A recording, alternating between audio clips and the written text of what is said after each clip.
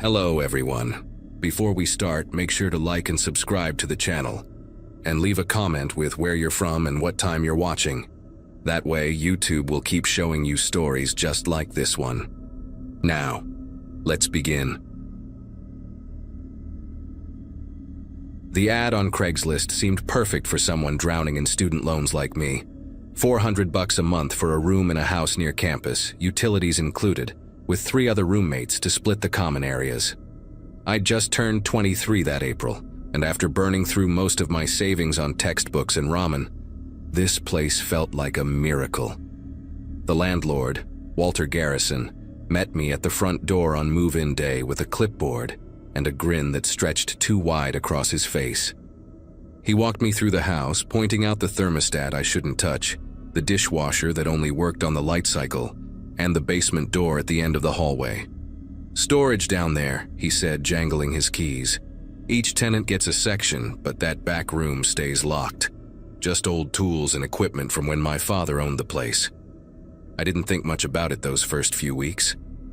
Between my nursing program clinicals and my part-time job at the campus bookstore, I barely had time to sleep, let alone worry about locked doors and basements. My roommates were decent enough people who kept to themselves. There was Bradley, an engineering student who lived on energy drinks and barely left his room. Natalie, who worked nights at a call center and slept during the day. And Jerome, who was finishing his MBA and spent most weekends at his girlfriend's place. We crossed paths in the kitchen occasionally, nodded politely, and went about our lives. The house had that weird quality old rentals have, where every floorboard announces your presence and the walls seem too thin for privacy, but somehow you still feel alone. My room sat directly above the basement, second door on the right from the stairs, with a window that faced the neighbor's fence and let in exactly 45 minutes of sunlight each afternoon. The coughing started on a Monday night in early October. I remember because I'd just submitted a huge pharmacology paper and was finally allowing myself 8 hours of sleep for the first time in weeks. Around 2 in the morning, this dry, rasping sound pulled me from a dream about missing an exam. At first, I thought it was Bradley down the hall, maybe catching a cold from all those late nights. But as I lay there in the dark, tracking the sound, I realized it was coming from below. Not just below, but directly beneath my bed. The cough had a muffled quality to it, like someone trying to suppress the noise by covering their mouth with fabric or their arm. It lasted maybe 30 seconds, these horrible wheezing bursts that made my chest hurt just listening to them, and then nothing. Complete silence except for the house settling and Natalie's alarm clock going off down the hall for her 3 a.m. shift. The next morning, I caught Walter in the driveway as he was leaving after fixing the garage door. "Hey, quick question," I said, trying to sound casual while holding my coffee mug like a shield between us. "Is there any way someone could be in the basement at night? I heard some weird noises." He barely glanced up from his phone, already walking toward his truck, a beat-up Ford with a cracked windshield and bumper stickers from 3 different political campaigns. "Probably the water heater," he said, climbing into the driver's seat. "Thing's older than you are, makes all kinds of racket when it kicks on. Had it checked last month, completely safe, just noisy." He pulled out before I could mention that water heaters don't usually cough, and I stood there in my pajama pants and oversized sweatshirt, feeling stupid for even asking. For 3 nights, nothing happened. I started to convince myself that maybe I'd dreamed the whole thing, or that sound travels weird in old houses, or that Bradley really did have a cold, and the acoustics just made it seem like it came from below. But that Friday, around midnight, the coughing returned. This time it went on for almost 5 minutes, these wet, desperate sounds that made me think of my grandfather in his last days at the hospice where I'd done my first clinical rotation. I grabbed my phone and recorded it, pressing the device against the floor to catch every wheeze and gasp. When I played it back with headphones, I could hear something else between the coughs, a rustling, like papers or plastic bags being moved around, and what might have been the squeak of old mattress springs. I sent the recording to Jerome since he was the only roommate I'd really talked to, and he responded immediately, even though it was past midnight. "That's definitely not the water heater. We should check it out." Jerome met me in the hallway 5 minutes later, holding a flashlight he'd grabbed from his car and looking like he'd rather be anywhere else. We crept down to the basement like teenagers sneaking out after curfew, testing each step to avoid the creaky spots. The basement was exactly what you'd expect from a rental house built in the 70s. Concrete floors, exposed beams, that particular smell of damp cardboard and forgotten things. Our storage sections were clearly marked with masking tape and Sharpie, each tenant's name in Walter's blocky handwriting. Behind a wall of stacked boxes and an old refrigerator that hummed constantly, we could see the locked door.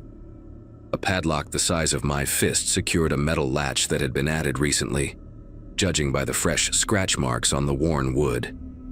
Jerome aimed his flashlight at the gap beneath the door, and we both saw it at the same time. A thin strip of light, barely visible, like someone inside had a phone charging or a nightlight plugged in. We stood there for what felt like hours, but was probably only 30 seconds, just staring at that sliver of light. Then, as if responding to our presence, the light shifted. A shadow passed across it, the unmistakable shape of feet moving on the other side. Jerome grabbed my arm hard enough to leave marks, and we both scrambled backward, nearly knocking over a tower of Christmas decoration boxes. Neither of us said anything until we were back upstairs in the kitchen, where Jerome poured himself a glass of water with shaking hands and downed it in one go. "We're calling the cops," he said, already pulling out his phone. But I stopped him, some ridiculous part of my brain still thinking about lease agreements and security deposits and having to find a new place in the middle of the semester. "Let me try Walter one more time," I said. "If he doesn't give me a real answer, then we call." Jerome looked at me like I'd lost my mind, but he put his phone down and waited while I sent Walter a text with the video attached, telling him we knew someone was in the locked room and we needed answers now. Walter showed up 20 minutes later, which should have been my first red flag since he lived 40 minutes away. He was wearing sweatpants and a faded college hoodie, his hair sticking up like he just rolled out of bed, but his eyes were wide awake and darting between Jerome and me like he was calculating something. "You kids are being paranoid," he said. But his voice had this thin quality to it, stretched tight like a wire about to snap. "That room's been locked for years. Nobody could possibly be in there." I pulled up the video on my phone, turned the volume all the way up and played the coughing sounds. His face went through this series of expressions, from dismissive to concerned to something I couldn't quite read. "Fine," he finally said, pulling out his keys with dramatic reluctance. "I'll show you there's nothing in there but rusty tools and spider webs, and then I don't want to hear about this again." He started toward the basement stairs, then stopped and turned back to us. "Actually, wait here. Insurance liability and all that. I'll go check and come right back." Jerome and I looked at each other and simultaneously decided we weren't letting him go alone. We followed him down, our footsteps echoing his on the wooden stairs. Walter kept muttering under his breath, something about ungrateful tenants and market-rate rentals, but his hands were trembling as he fumbled with the padlock. The key stuck, and he had to jiggle it 3 times before the lock finally clicked open. He pushed the door inward, and the smell hit us immediately. Not decay or waste, but that concentrated human smell of unwashed clothes and stale breath and something medicinal, like cough syrup or benzocaine lozenges. The room was maybe 8 by 10 feet, with a camping cot pushed against one wall, a battery-powered lantern on an overturned milk crate, and grocery bags lined up along another wall. Empty soup cans were stacked in a corner next to a pile of pill bottles. But the worst part was the ceiling. Someone had drilled tiny holes in precise spots, each one positioned perfectly to look up into the rooms above, into our bedrooms, into our lives. "Oh God," Walter said, and for the first time he seemed genuinely shocked. "Gordon, what have you done?" That's when we heard the toilet flush from the small bathroom. I hadn't even noticed in the corner, just a toilet and sink behind a curtain made from a shower liner. A man emerged, probably in his 50s, wearing a dingy white undershirt and jeans that looked like they hadn't been washed in weeks. He had Walter's same narrow face but none of his nervous energy, just this hollow resignation like he'd been caught doing something inevitable. "I told you they'd find out," Gordon said to Walter, not even looking at Jerome and me. "Told you the girl's room was too close. She was bound to hear me." He sat down on the cot with a wheeze that turned into another coughing fit. this one lasting almost a minute while Walter stood there with his mouth opening and closing like a fish out of water. When Gordon finally stopped coughing, he looked directly at me for the first time, and his eyes had this horrible apologetic quality that made my skin prickle. "You take morning showers at 6:15, he said quietly. "Sometimes you sing that song about the astronaut. Pretty voice." Jerome already had his phone out, calling 911 while backing toward the door. I couldn't move, couldn't process that this man, Gordon, had been living beneath me for months, watching through those horrible little holes, knowing my schedule better than I did. Walter started babbling, trying to explain that Gordon was his brother, that he'd lost his job and then his apartment, that it was supposed to be temporary, just a few weeks until he got back on his feet. "He's sick," Walter kept saying, as if that explained everything. "He's got respiratory problems, can't afford doctors. I couldn't just leave him on the street." But Gordon wasn't listening to his brother's excuses. He was looking at the holes in the ceiling with this weird pride, running his fingers along the wood. "Had to be real careful with the placement," he said to no one in particular. "Quarter-inch bit, just enough to see through but not enough for anyone to notice from above. The one over your desk is my favorite. You study so hard, writing all those notes about medications and patient care. Sometimes I pretend you're taking care of me." The police arrived within 10 minutes. 3 cars with lights but no sirens. They took Gordon away first, and he went without resistance, just asked Walter to grab his medications from the milk crate. The officers photographed everything, measured the holes, bagged the empty food containers and pill bottles. One of them, a woman with sergeant's stripes, told us we'd all need to give statements, and that the house would be off limits for at least 48 hours while they processed the scene. Walter they arrested too, for criminal facilitation and endangerment. As they led him to the squad car, he kept trying to catch my eye, maybe wanting forgiveness or understanding, but I stared at the ground until the car door slammed shut. Jerome and I sat on the front steps until our other roommates got home. Then we all went to Bradley's girlfriend's apartment, cramming into her living room with sleeping bags and the weird energy of survivors from the same disaster. None of us ever went back to that house except to get our belongings with a police escort. I found a studio apartment the next week that cost twice as much and had terrible water pressure. But the floors were solid concrete and there was no basement, and that was all that mattered.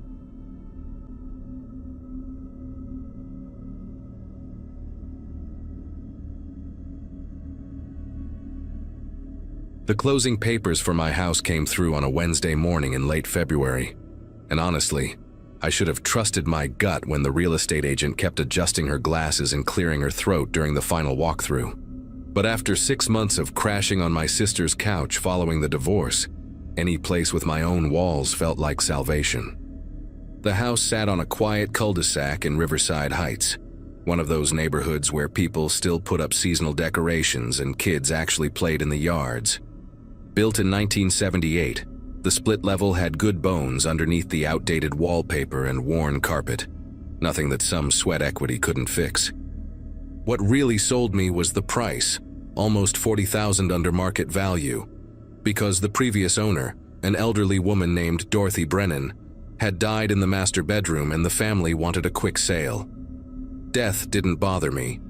At my age, having just watched my 10-year marriage flatline, I figured I could handle sharing space with whatever energy Dorothy left behind. My first 2 weeks there passed in a blur of unpacking boxes and making lists of everything that needed fixing, from the leaky kitchen faucet to the wood paneling in the den that belonged in a time capsule. The basement became my designated storage area for things I wasn't ready to deal with yet, mostly photo albums and wedding gifts that felt too complicated to sort through. It was your typical unfinished basement. Concrete floors and exposed beams, with an ancient furnace that groaned like it was digesting something whenever it kicked on. That's what I told myself when I first heard the noises anyway. Just the furnace doing its 45-year-old furnace thing. The sounds usually started around 2 in the morning, these soft creaking noises that drifted up through the heating vents. Old houses make noise, everyone knows that. And after living in a modern apartment complex where I could hear my neighbor's coffee maker through the walls, a few creaks seemed like a fair trade for actual privacy. Everything changed on a Sunday night in March when I went down to grab my winter boots from storage, because the weather guy promised one last snowstorm before spring.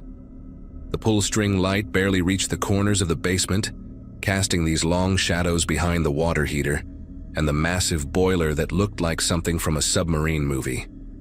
Behind the boiler, tucked into a gap between the unit and the wall, I found 3 Marlboro red cigarette butts arranged in a neat little line on the concrete floor. My whole body went rigid, like when you miss a step going downstairs and your stomach does that horrible flip.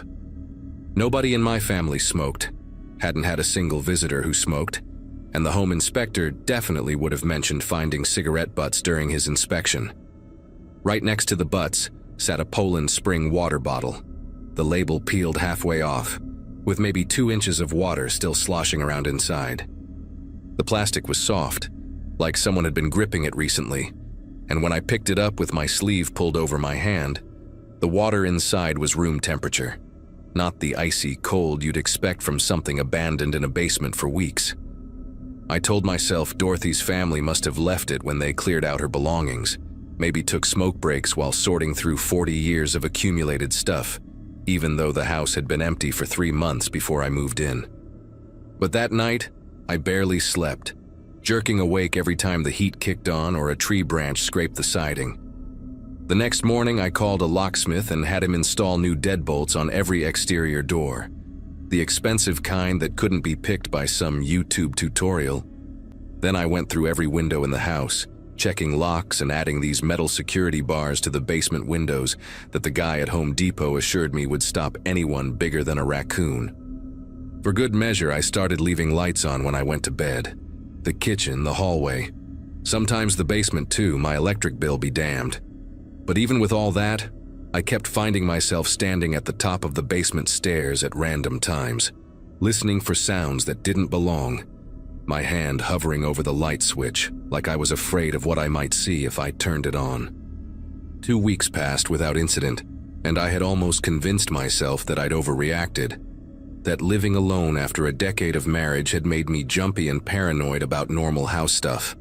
Then came the morning I found my back door unlocked, the one that led from the kitchen to the backyard, the one I specifically remembered checking twice before bed because it had become part of my nightly ritual, along with testing every window latch. The door was still closed, just unlocked.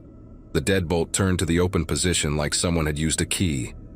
My coffee mug slipped right out of my hand, shattering on the linoleum and sending hot coffee across my bare feet. But I barely felt the burn. I grabbed my phone and almost called 911. But what would I say? That my door was unlocked and maybe I was just losing my mind from stress. Instead, I called my brother Kevin, who lived 40 minutes away. And while I waited for him to show up, I sat in my car in the driveway with the engine running, watching my own house like it might suddenly reveal its secrets. Kevin spent 2 hours going through the house with me, checking every closet, every corner, even the crawl space above the garage that required a ladder to access.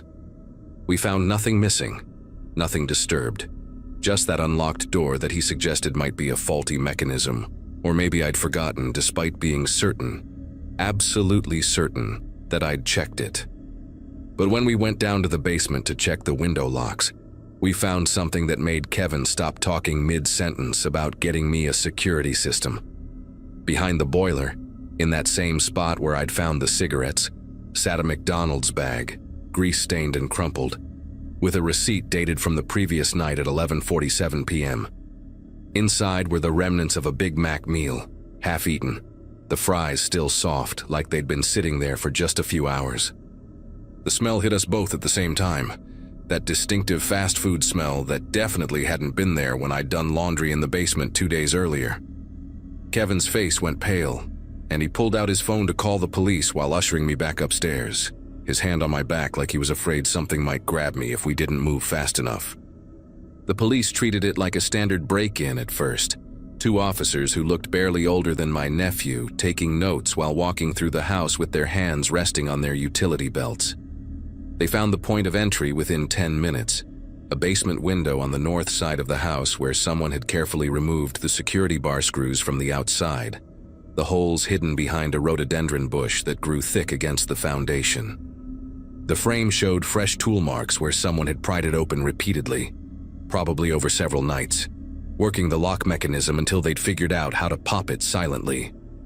Officer Ramirez, the one with a thin scar through his left eyebrow, showed me how the intruder had been replacing the screws each time they left, making everything look normal from a casual glance. They documented everything, took photos, dusted for prints around the window and the boiler area, but both officers kept exchanging these looks that made my chest feel tight. When I asked what would happen next, Officer Carson, the younger one with freckles across his nose, said they'd increase patrols in the neighborhood, but admitted that without cameras or witnesses, catching someone who only came at night would be like finding a specific fish in Lake Superior. That afternoon, I spent $300 I didn't really have on security cameras from Best Buy, the kind that sent alerts to your phone when they detected motion. Kevin helped me set them up, one at each entrance, one in the hallway, and two in the basement, including one pointed directly at that window. We also moved my bedroom furniture so my bed sat against the far wall with clear sight lines to both the door and window, and Kevin insisted on installing this metal security bar that wedged under the doorknob, said he'd seen it on some crime show and it actually worked. Before he left, he tried to convince me to stay at his place for a while, but his wife had just had their third kid, and their house was already chaos without adding my drama to it. Instead, I promised to call him every night before bed and first thing in the morning, our own little check-in system that made us both feel better, even though we knew it wouldn't actually stop anything from happening. That first night with the cameras, I sat up in bed with my laptop open, watching the feeds like they were the most important TV show ever made, jumping every time a moth flew past the lens or the timestamp updated. For 3 nights, nothing happened except for a stray cat that triggered the basement camera and nearly gave me a heart attack at 3 a.m. when my phone started buzzing with motion alerts. I'd actually started to relax a little, thinking maybe the police visit had scared whoever it was away, that they'd moved on to some other house without cameras and paranoid owners who checked their locks 15 times before bed. Then on Friday night, exhausted from a week of barely sleeping, I made the mistake of taking 2 Benadryl to knock myself out, figuring the camera alerts would wake me if anything happened. I woke up Saturday morning feeling groggy and disoriented, my mouth dry like I'd been breathing through it all night, and when I checked my phone, there were 14 motion alerts from between 1:47 a.m. and 4:33 a.m. My fingers shook so bad I could barely unlock my phone, and when I finally got the camera app open, what I saw made me run to the bathroom and throw up the nothing that was in my stomach, just bile that burned my throat while tears streamed down my face. The footage showed a man entering through the basement window at 1:47 a.m., moving with the kind of confidence that comes from practice, like he'd done this so many times he could navigate my basement in the dark. He was wearing a baseball cap pulled low and what looked like a maintenance company jacket, the kind with reflective stripes that made him look like he belonged there if anyone happened to glance through a window. The infrared camera made his eyes look like white circles as he walked directly to the stairs, not hesitating, not searching, just walking like he owned the place. The hallway camera caught him at 2:15 a.m., standing at my bedroom door, his hand on the knob, just standing there for a full 4 minutes without moving. And I realized with horror that he was listening to me breathe, waiting to see if I was truly asleep. Then he opened the door so slowly that it took another 2 minutes for it to fully open and disappeared into my room where I didn't have a camera because who puts a camera in their own bedroom? The next footage was him leaving my room at 3:58 a.m., walking backward while carefully closing the door, and in his hand was my phone charger, the pink one with the butterfly sticker that I'd been looking for all week, assuming I'd misplaced it somewhere. I called 911 while still sitting on my bathroom floor, barely able to form words through the sobbing, and this time they sent 3 patrol cars and a detective named Heather Novak, who had this way of making me feel like she actually believed every word I said. When she watched the footage, she immediately recognized something I'd missed in my panic, a small tattoo on the man's left hand, a distinctive pattern that looked like interlocking triangles. She asked me about previous maintenance work on the house, and suddenly, it clicked. The property management company that handled the rental before Dorothy bought it had sent someone to service the boiler just 2 months before she died. Detective Novak made some calls, and within an hour, she had a name. Carl Brenner, 43 years old, who'd been fired from Citywide Property Services 8 months ago for complaints about entering rental properties without notice. The company still had his photo on file, and even though the baseball cap obscured most of his face in my footage, that hand tattoo was unmistakable, those same interlocking triangles he'd apparently gotten during his time in the military, according to his employment records. They arrested Carl that same afternoon at his apartment in Fairfield, just 12 miles from my house, and what they found there made Detective Novak call me personally to come to the station, warning me I might want to bring someone for support. In a back room that Carl used as an office, they found hundreds of photos printed from a computer, photos of me sleeping, photos of me cooking dinner, photos of me watching TV on my couch, all taken from inside my house over the past month. But mixed in with mine were other photos, other women in other houses, some dating back 2 years, each set labeled with addresses and dates in neat handwriting on manila folders. He had keys to 17 different properties, including mine, which he'd apparently copied during his maintenance visits, and a notebook where he documented the routines of each house's occupants, when they slept, when they showered, when they were away at work. Detective Novak said in her 15 years on the force, she'd never seen anything quite like it. This methodical invasion of privacy that wasn't about theft or assault, but something else. Some need to exist in other people's spaces without their knowledge, to watch them in their most vulnerable moments. Carl never said a word during interrogation, just sat there with this blank expression, and eventually asked for a lawyer, but the evidence was overwhelming, and the prosecutor charged him with multiple counts of breaking and entering, stalking, and criminal trespass. The trial happened 6 months later, and by then I'd already moved back in with my sister, unable to sleep in that house even after changing every lock and installing an alarm system that cost more than my monthly mortgage payment. During the proceedings, we learned that Carl had been doing this since his divorce in 2017, starting with his ex-wife's apartment, then expanding to places he'd serviced during his maintenance job. The prosecutor brought in a psychologist who testified about voyeuristic disorders and violation of privacy as a form of control, using words like parasitic intimacy that made everyone in the courtroom shift uncomfortably in their seats. 16 other women came forward to testify, each with their own version of my story, finding cigarette butts, missing small items, that persistent feeling that someone had been in their space. One woman from Oak Harbor broke down completely when she described finding an impression on her bed's comforter, where someone had laid down next to her while she slept, the shape still visible when she woke up one morning. Carl got 11 years in state prison, eligible for parole in 7 with good behavior, which seems like nothing compared to the life sentence he gave all of us, who can't look at an unlocked door or a basement window without remembering. I sold the house 3 months after the trial, taking a $15,000 loss just to be free of it, and the realtor had to disclose the stalking incident to potential buyers, which meant it sat on the market for 4 months before a young couple from out of state bought it, probably thinking they were getting a deal. Sometimes I drive by there, not intentionally, but that neighborhood sits between my sister's place and the grocery store I like, and I see they've painted it yellow, added a garden, normal life continuing in a space that still shows up in my nightmares. The thing that stays with me most isn't even the violation itself, but this one detail from the trial, where they showed a photo from Carl's apartment of a coffee mug he'd taken from my kitchen, my favorite one with a cartoon cat that said "Coffee right meow," sitting on his kitchen counter like it belonged there. He'd been drinking from it every morning while looking at those photos of me, creating this twisted parallel life where he inhabited my spaces even when he wasn't physically there, and that image haunts me more than any footage of him standing in my bedroom doorway, because it means that even when I thought I was alone and safe, some part of my life was always bleeding into his.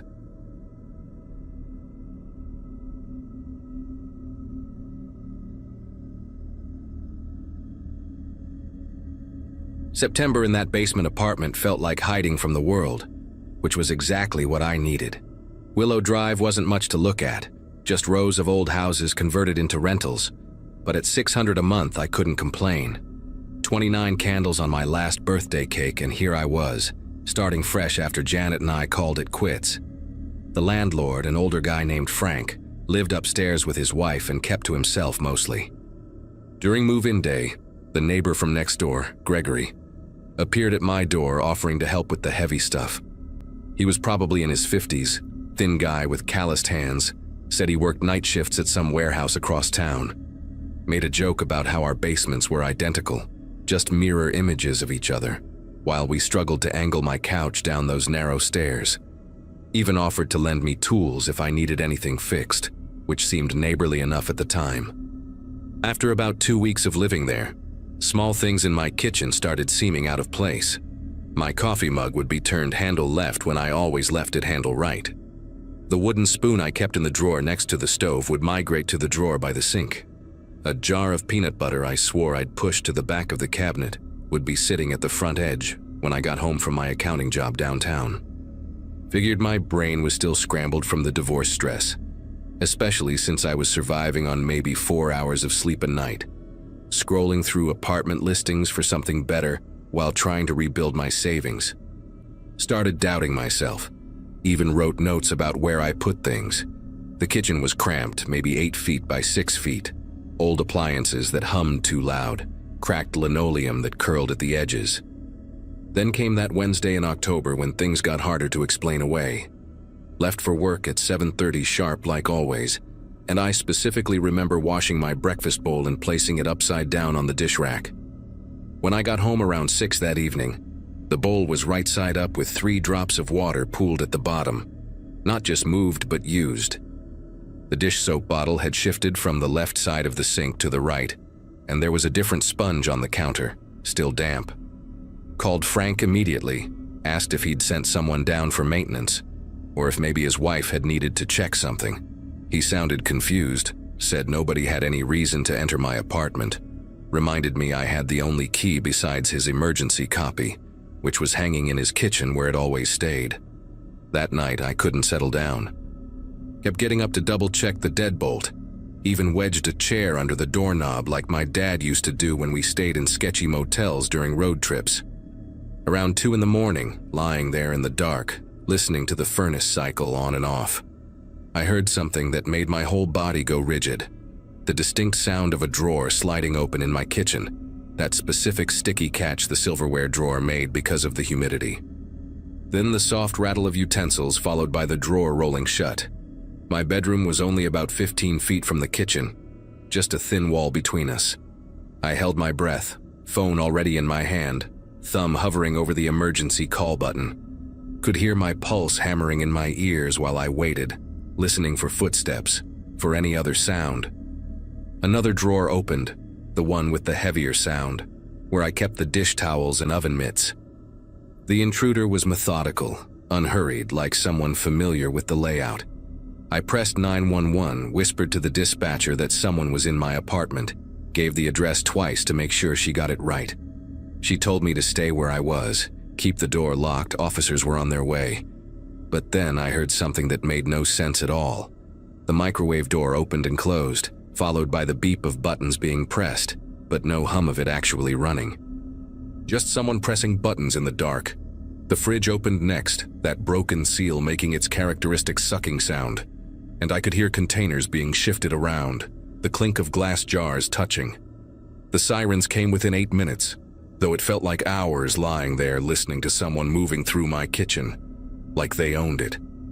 When the red and blue lights started flashing through those ground-level windows, the sound stopped instantly. Not gradually, not with footsteps running away, just stopped like someone had hit a switch. The officers knocked loud, announcing themselves, and I practically ran to let them in, explaining about the sounds, pointing toward the kitchen. 2 of them went in with flashlights while a third stayed with me by the door. They checked everything, the closets, the bathroom, behind the water heater, even looked up at the ceiling tiles. The kitchen drawers were all closed. Nothing visibly out of place, but I knew someone had been there. The younger officer, Officer Daniels according to his badge, started asking about windows, pointing out that they were all locked from the inside with no signs of tampering. The door showed no damage either, deadbolt still solid. The older cop, Officer Ruiz, was running his flashlight along the walls, checking for any openings, when he stopped at the back corner of my bedroom. There was a section of wood paneling that looked slightly different from the rest, the grain pattern not quite matching. He pushed on it, and it gave way slightly, like it wasn't properly secured. Called his partner over, and together they pulled at the edges until the whole panel came loose, revealing a rough opening about 3 feet wide and 2 feet tall. Behind that panel was pure darkness that their flashlights couldn't quite penetrate at first.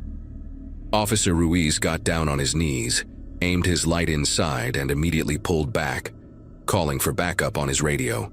The crawl space extended beyond what the beam could reach, with fresh scuff marks in the dust and what looked like knee prints leading away from the opening. They told me to pack a bag, that I couldn't stay there tonight. While we waited for more officers, Gregory from next door came out in his bathrobe, asking about all the commotion, said the lights woke him up.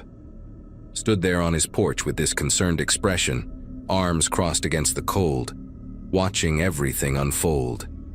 Officer Daniels went to question him while Ruiz stayed with me, but Gregory just shook his head, said he'd been dead asleep until the sirens.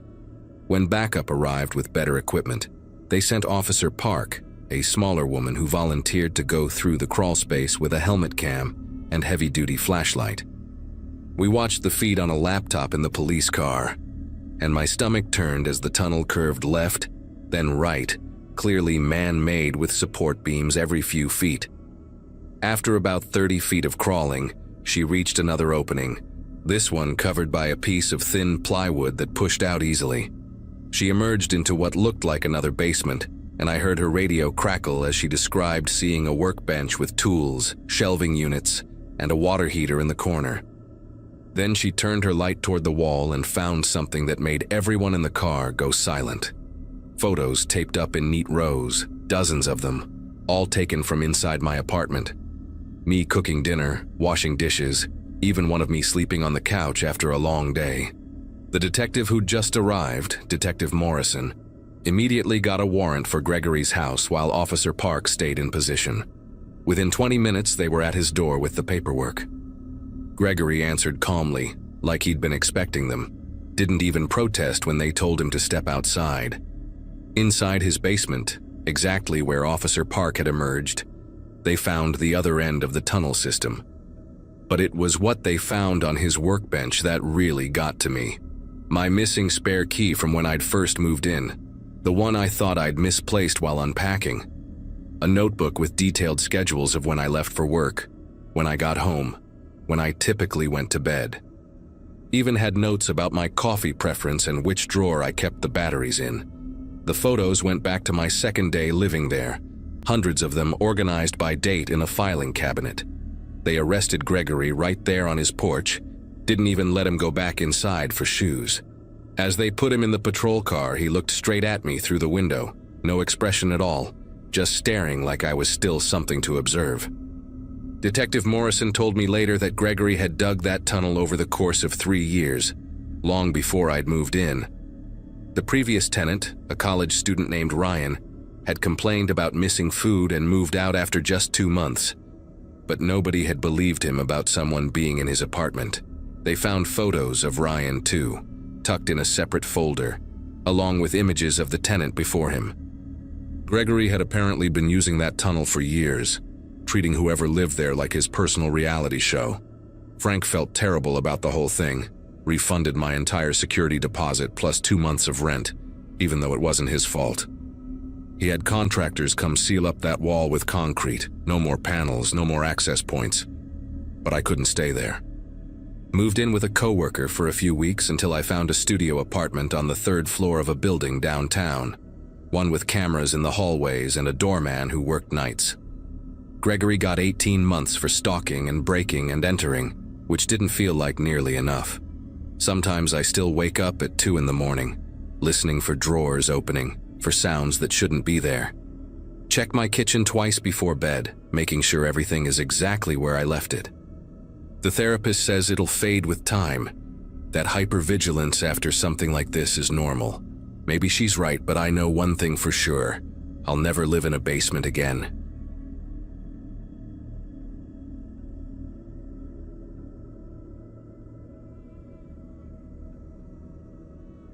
Mason's mother had been gone for 3 months when the noises started in our basement, leaving just the two of us rattling around that split-level house outside Columbus.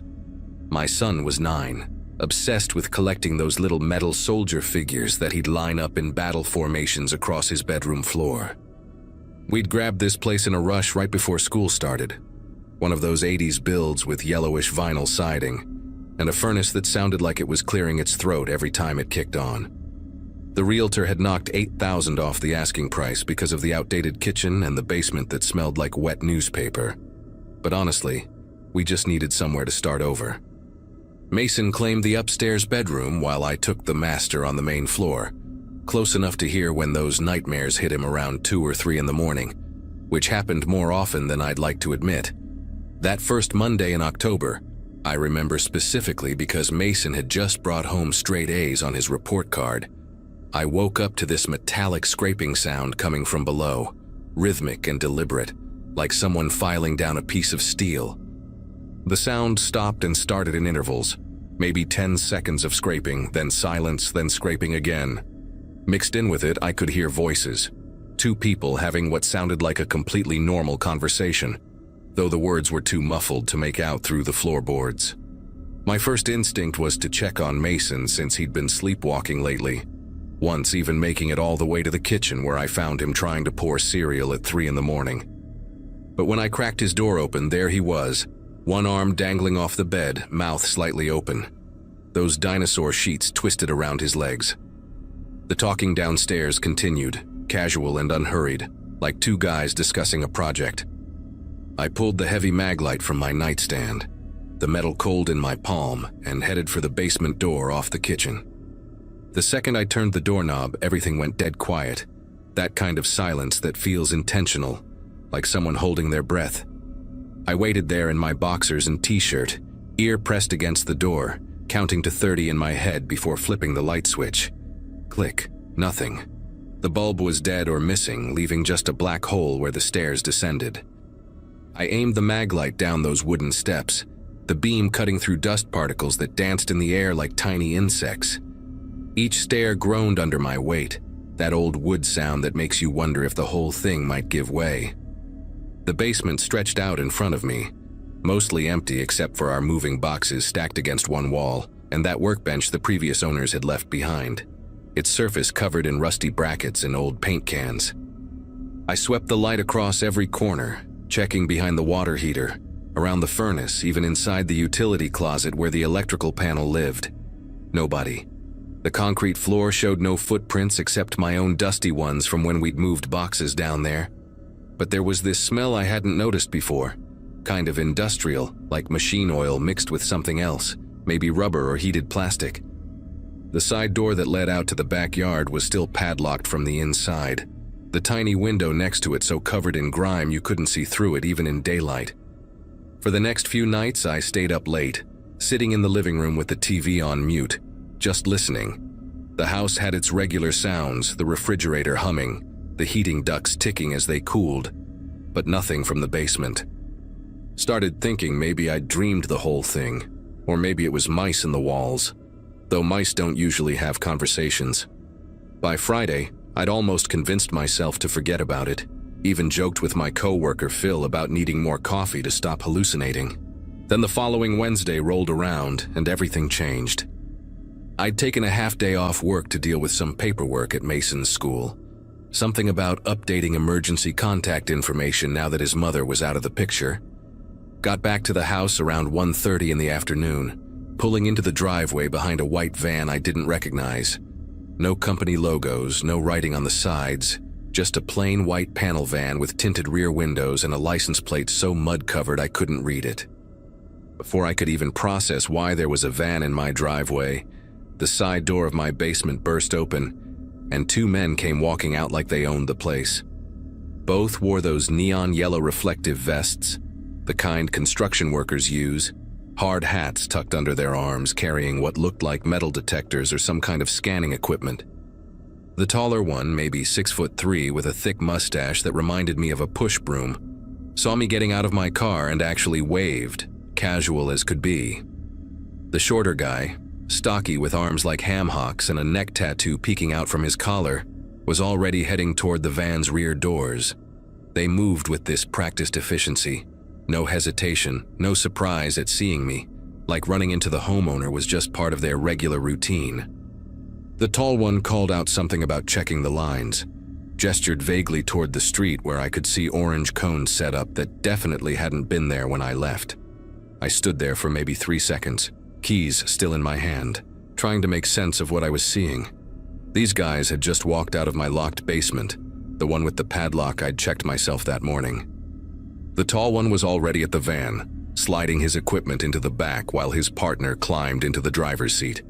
When I finally found my voice and asked what the hell they were doing in my house, the tall one just pointed at his vest like that explained everything, mumbled something about Columbia Gas checking for leaks, routine maintenance, should have gotten a notice. His partner had already started the engine, revving it impatiently, and before I could ask another question, the tall guy hopped in and they peeled out, leaving tire marks on my driveway. The whole encounter lasted maybe 45 seconds, but something about how smooth it was, how rehearsed, made every alarm bell in my head go off at once. I ran to the basement door, still standing wide open, the padlock dangling from the hasp, somehow unlocked. The mechanism wasn't broken or cut, just opened clean, like they had a key or picked it with professional tools. Down in the basement, that industrial smell hit me stronger than before, and I noticed things I'd missed in the dark with just my flashlight. Fresh scratches on the concrete floor near the wall, like something heavy had been dragged. A section of drywall in the corner looked newer than the rest, the paint slightly brighter white, the texture different. One of our moving boxes had been shifted, and when I checked inside, someone had gone through our old photo albums, a few pictures scattered on the floor beneath the box. The pictures were all of Mason as a baby, birthday parties, first day of kindergarten, him with his mother before she left. My chest got tight seeing those photos touched by strangers' hands, and I grabbed my phone to call the police, but then stopped, realizing how insane this would sound without proof. Instead, I called Columbia Gas first, going through 3 different customer service representatives, before reaching someone who could actually check service records. The woman on the phone, Sharon, sounded increasingly concerned as she searched their system, finally telling me in this careful voice that no Columbia Gas crews had been dispatched to my address in over 2 years, and certainly not today. She asked if I wanted to file a report about impersonation, said it was a serious crime, that people sometimes posed as utility workers to case houses for burglaries. While she was talking, I walked around the basement perimeter, running my hand along the walls, and that's when I felt it. A draft coming from behind that newer section of drywall. Not strong, but definitely there. Cold air flowing from somewhere it shouldn't be. Sharon was still talking about security protocols when I grabbed a screwdriver from the workbench and started prying at the edge of that fresh drywall section. The drywall came away easier than it should have, just held in place with a few finishing nails, revealing a hole about 3 feet wide cut straight through the concrete foundation. Professional work, smooth edges, probably done with a concrete saw, the kind contractors use for major renovations. Beyond the hole was a corrugated metal pipe, one of those big storm drain tubes that run under neighborhoods to handle rainwater runoff. The pipe had to be at least 4 feet in diameter, big enough for a grown man to walk through if he hunched over a bit. I could see footprints in the sediment at the bottom, lots of them, going both directions, and that industrial smell was overwhelming now, mixing with the musty stench of stagnant water and decay. My flashlight beam couldn't reach the end of the tunnel in either direction, just disappeared into blackness that seemed to go on forever. Called 911 right then, told them about the break-in, the fake utility workers, and this tunnel I'd just discovered leading straight into the storm drain system. The cops showed up within 10 minutes, 2 patrol cars and then a detective in an unmarked sedan who introduced himself as Detective Hoffman. He was younger than I expected, maybe early 30s, wearing a wrinkled suit that looked like he'd slept in it, but his eyes were sharp, taking in every detail as I walked him through what happened. When he saw the tunnel opening, he immediately called for backup and a crime scene unit, then got on his radio requesting someone from the city's public works department. While we waited, he asked me detailed questions about the two men, had me describe everything I could remember: their height, weight, distinguishing features, the van, even the way they walked. The crime scene techs arrived and started photographing everything, dusting for prints on the drywall edges and the padlock, taking samples of the sediment from inside the tunnel entrance. One of them, a woman with her hair pulled back in a tight bun, told Hoffman she could see tool marks on the concrete, definitely a professional job, probably took days to cut through. The guy from Public Works showed up about an hour later, an older man named Eddie who'd been working the city sewers for 23 years, knew every pipe and drain in Columbus like the back of his hand. He took one look at the tunnel entrance and his face went pale, started muttering about how this section of storm drain had been sealed off in 2016 after a homeless camp got flooded out during heavy rains. Said the city had welded shut all the access points, installed security grates, the whole 9 yards, specifically to keep people from getting in there. But here was proof someone had not only gotten in but had been using it as their own private highway under the neighborhood. Eddie pulled up schematics on his tablet, showing Hoffman where the drain ran, and my stomach dropped when I saw it connected to at least 12 other houses on our street, with multiple entry points that led to maintenance hatches scattered throughout the area. Any of those houses could have the same kind of hidden entrance, and the people living there would never know. Hoffman made the decision to send officers into the tunnel while we evacuated to a hotel. Said it wasn't safe for Mason and me to stay there until they figured out what they were dealing with. I packed bags for both of us while trying not to alarm Mason. Told him we were having an adventure, like camping but in a hotel with a pool. Poor kid was excited about the pool, had no idea why his dad's hands were shaking while folding his dinosaur pajamas. Before we left, I watched them send in 2 officers wearing hazmat suits and headlamps, tethered to safety lines in case the tunnel had any surprises. They came back out 20 minutes later with evidence bags full of stuff they'd found down there. Copper piping that had been stripped from somewhere, what looked like mail from different addresses, even a laptop in a waterproof case. One of the officers, his face sheet white despite the exertion, told Hoffman they'd found makeshift camps set up at various points, sleeping bags, camp stoves, stockpiles of food, and something else that made him stop talking when he noticed I was listening. Hoffman walked me to my car, said they'd post an officer at the hotel, gave me his card with his personal cell number written on the back, told me to call if I remembered anything else or if anyone tried to contact me. That night at the hotel, Mason splashed in the pool while I sat on a plastic chair watching him, my phone buzzing every few minutes with updates from Hoffman. They'd arrested 6 people by midnight, all found at different points in the tunnel system, including the 2 guys I'd described from my driveway. The tall one with the mustache turned out to be a former city employee who'd been fired from the water department 5 years ago for stealing equipment.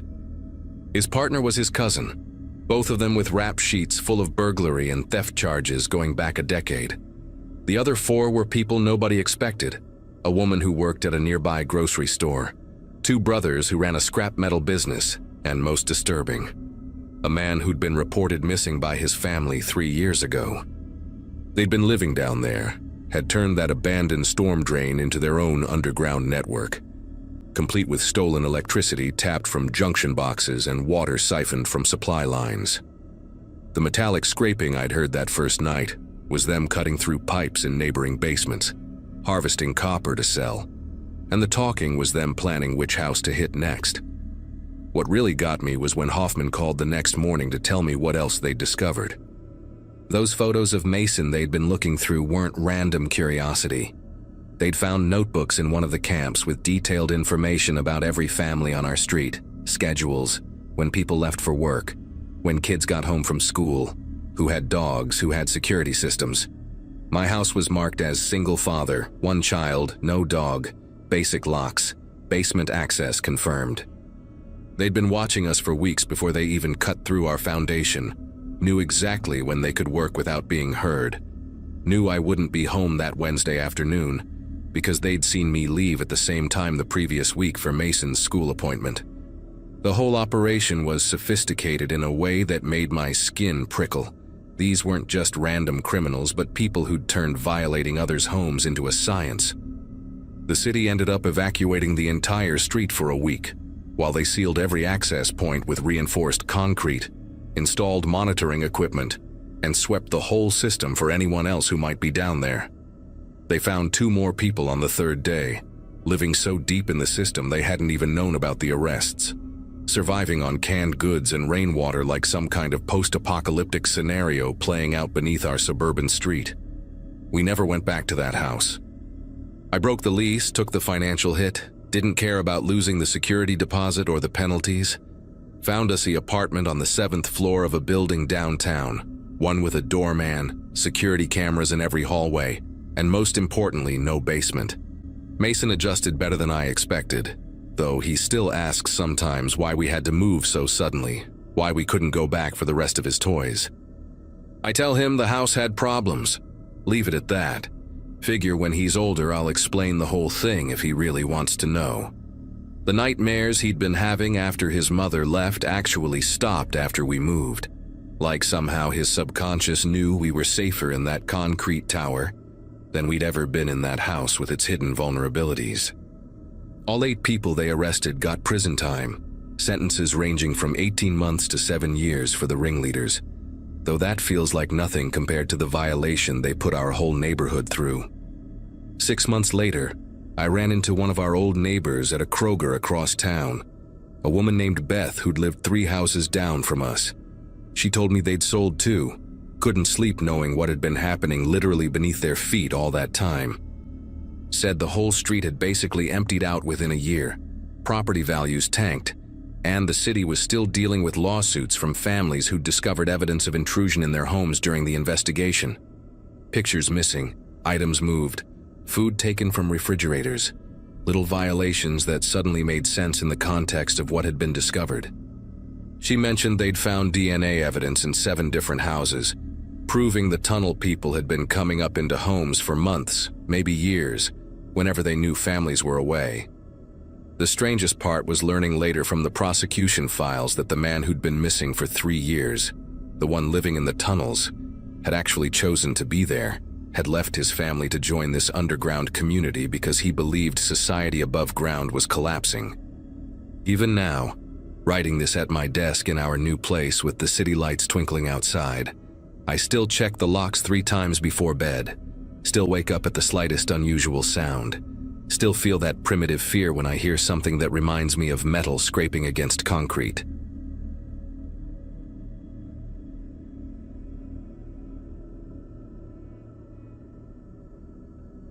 The notification from Room Share popped up on my phone during a particularly rough month in 2022, right when Jenna and I were staring at our credit card statements spread across the kitchen table.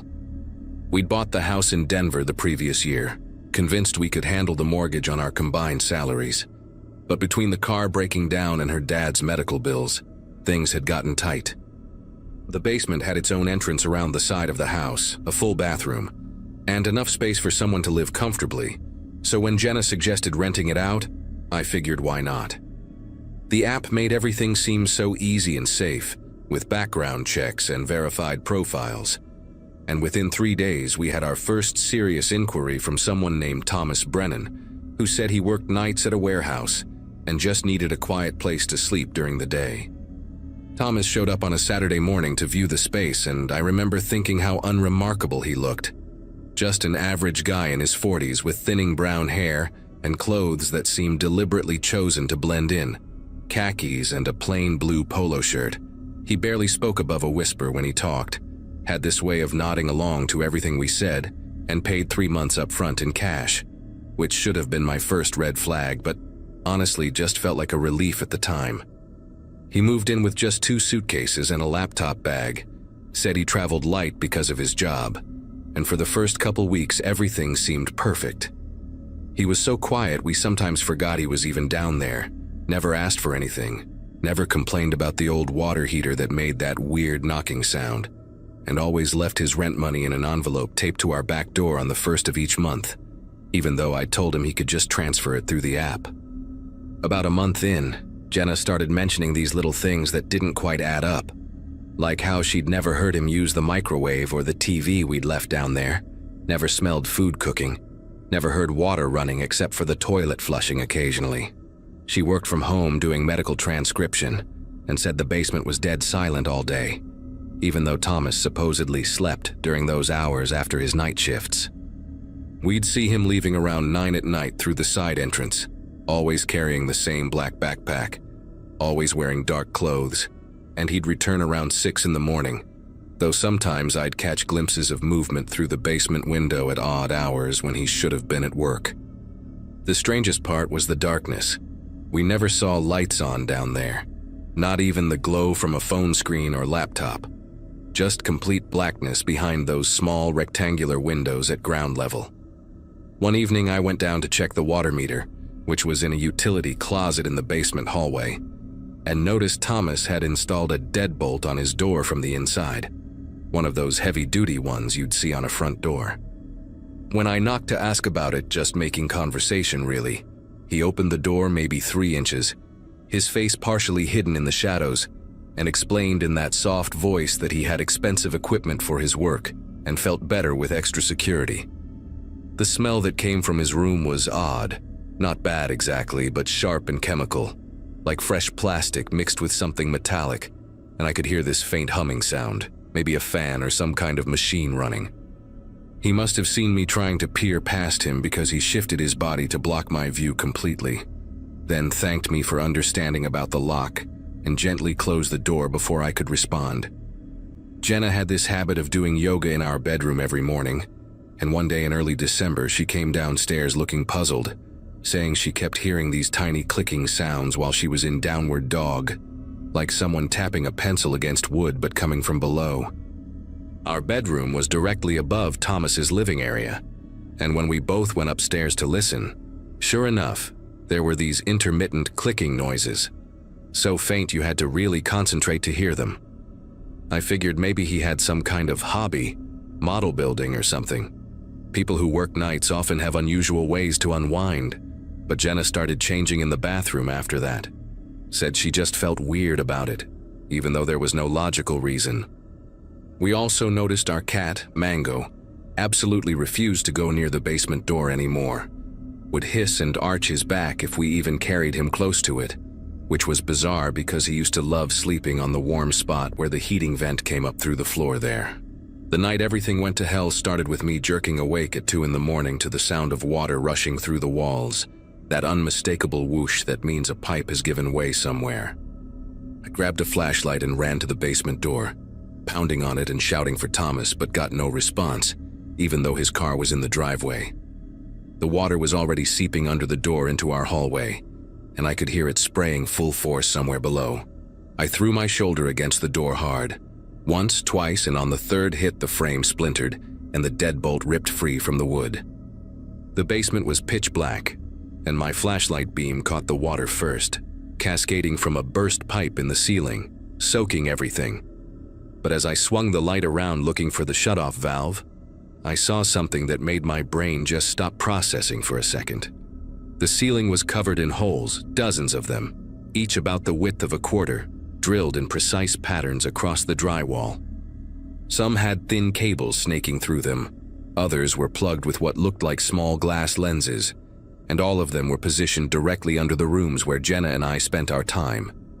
My flashlight caught more details as I stood there in shock.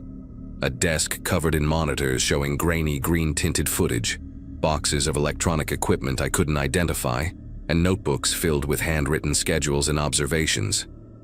The monitors were still running on battery backup, and I could see our living room from above, our kitchen, and worst of all, our bedroom, all filmed from those tiny holes he'd so carefully hidden in the textured ceiling upstairs. One screen showed Jenna asleep in our bed at that very moment, and another had folders labeled with dates going back to the day Thomas moved in.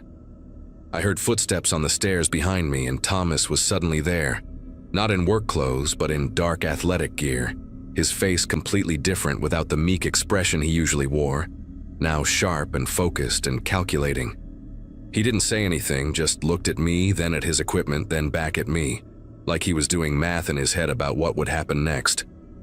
I started backing toward the door, keeping the flashlight aimed at his face, and told him the police were already on their way, which was a lie but seemed like the right thing to say.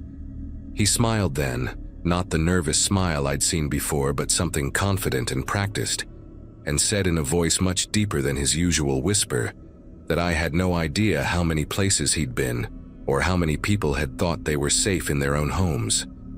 Then he moved faster than I expected, not toward me but to his desk, grabbing something before sprinting past me and up the stairs, shoving me hard into the wall as he went. By the time I got upstairs, Jenna was standing in the hallway with her phone, saying she'd heard the crash and already called 911, but Thomas was gone, the front door wide open and cold December air rushing in. His car was still in the driveway, which meant he'd fled on foot, probably had another vehicle stashed nearby or someone waiting to pick him up. The whole thing planned out like everything else he'd done. The police arrived within minutes, and I took them down to the basement, which was now ankle deep in water from the still gushing pipe. But the equipment was still there, those monitors still glowing with their sick green light, showing every private moment we thought we'd had. The detective who specialized in these cases told us to pack some things and find somewhere else to stay for a few days while they processed the scene. Said Thomas had likely been recording everything for months, possibly selling the footage or just keeping it for his own twisted reasons. The investigation revealed things that still make me nauseous when I think about them, like how Thomas Brennan wasn't even his real name, just one of at least 6 identities they could trace. The detective showed us photos from other rental properties in Colorado and Wyoming, where similar setups had been found. Always basement apartments, always couples or single women living above, always the same pattern of holes drilled with surgical precision. They found receipt copies in his desk for specialty surveillance equipment, ordered to different addresses, some dating back 3 years, and a laptop with encrypted files the FBI tech team was still trying to crack. The worst part was learning from the neighbors that they'd seen someone matching his description at odd hours, sometimes just standing in our backyard at night, looking up at our windows, and they'd assumed it was just the tenant getting some air, nothing worth mentioning. We stayed in a hotel for a week while contractors repaired the water damage and patched all those holes, though knowing where each one had been still makes my skin itch when I walk through the house. Jenna couldn't sleep for months, would wake up checking the ceiling with her phone's flashlight, convinced she could hear that clicking sound again, even though Thomas was long gone. We had a security system installed, cameras covering every angle of the property, motion sensors, the whole deal, which felt ironic given what had happened, trading one form of surveillance for another. The detective called a few times with updates, said they'd connected Thomas to at least 12 similar cases across 4 states, but he'd vanished completely, probably using another identity they hadn't uncovered yet, maybe already setting up in another basement somewhere, drilling his neat little holes while some unsuspecting couple slept above him. 6 months later, I was grabbing coffee downtown when I swear I saw him across the street. Same height, same thinning hair, wearing those generic clothes meant to blend into any crowd. My whole body went rigid, and I stood there watching as he walked into a hardware store, probably buying more drill bits, more tiny cameras, more cables to snake through someone else's ceiling. I called the detective immediately, but by the time they arrived, the man was gone, and the store's security footage showed someone who looked similar but not quite the same, though the detective admitted these guys were experts at changing their appearance just enough to create doubt. We ended up selling the house 2 months after that, took a loss on it but didn't care. Just needed to be somewhere he'd never been. Somewhere without a basement, somewhere we could shower and sleep and live without wondering what might be watching from inside the walls. The new buyers were a young family with kids, and I wanted to warn them, to tell them everything. But my lawyer said we'd disclosed what we legally had to, and anything more might be seen as trying to sabotage the sale. So I just handed over the keys and hoped they'd never need to find out why we'd installed so many locks.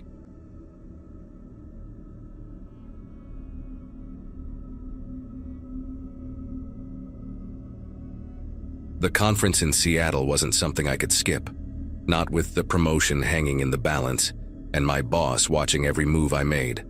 Hotels downtown were charging $300 a night minimum, which would have blown through my travel allowance in 2 days. So I scrolled through Airbnb until I found something reasonable. $60 a night for a whole house seemed too good to pass up, even if it meant a 40-minute drive to the convention center each morning. The listing showed a charming craftsman-style place with original hardwood floors and vintage fixtures, the kind of house my grandmother would have loved. The host, Martin, had stellar reviews, mostly from business travelers like me who praised his quick responses in the peaceful neighborhood. I booked 5 nights without hesitation, figuring I'd just need a clean bed and a hot shower after 12-hour days at the conference. Martin met me at the house on Sunday evening, right as the October rain started picking up. He was younger than I expected, maybe early 40s, with perfectly combed hair and clothes that looked like he'd ironed them twice. His handshake lasted a beat too long, and he maintained this intense eye contact while explaining the house rules, like he was trying to memorize my face.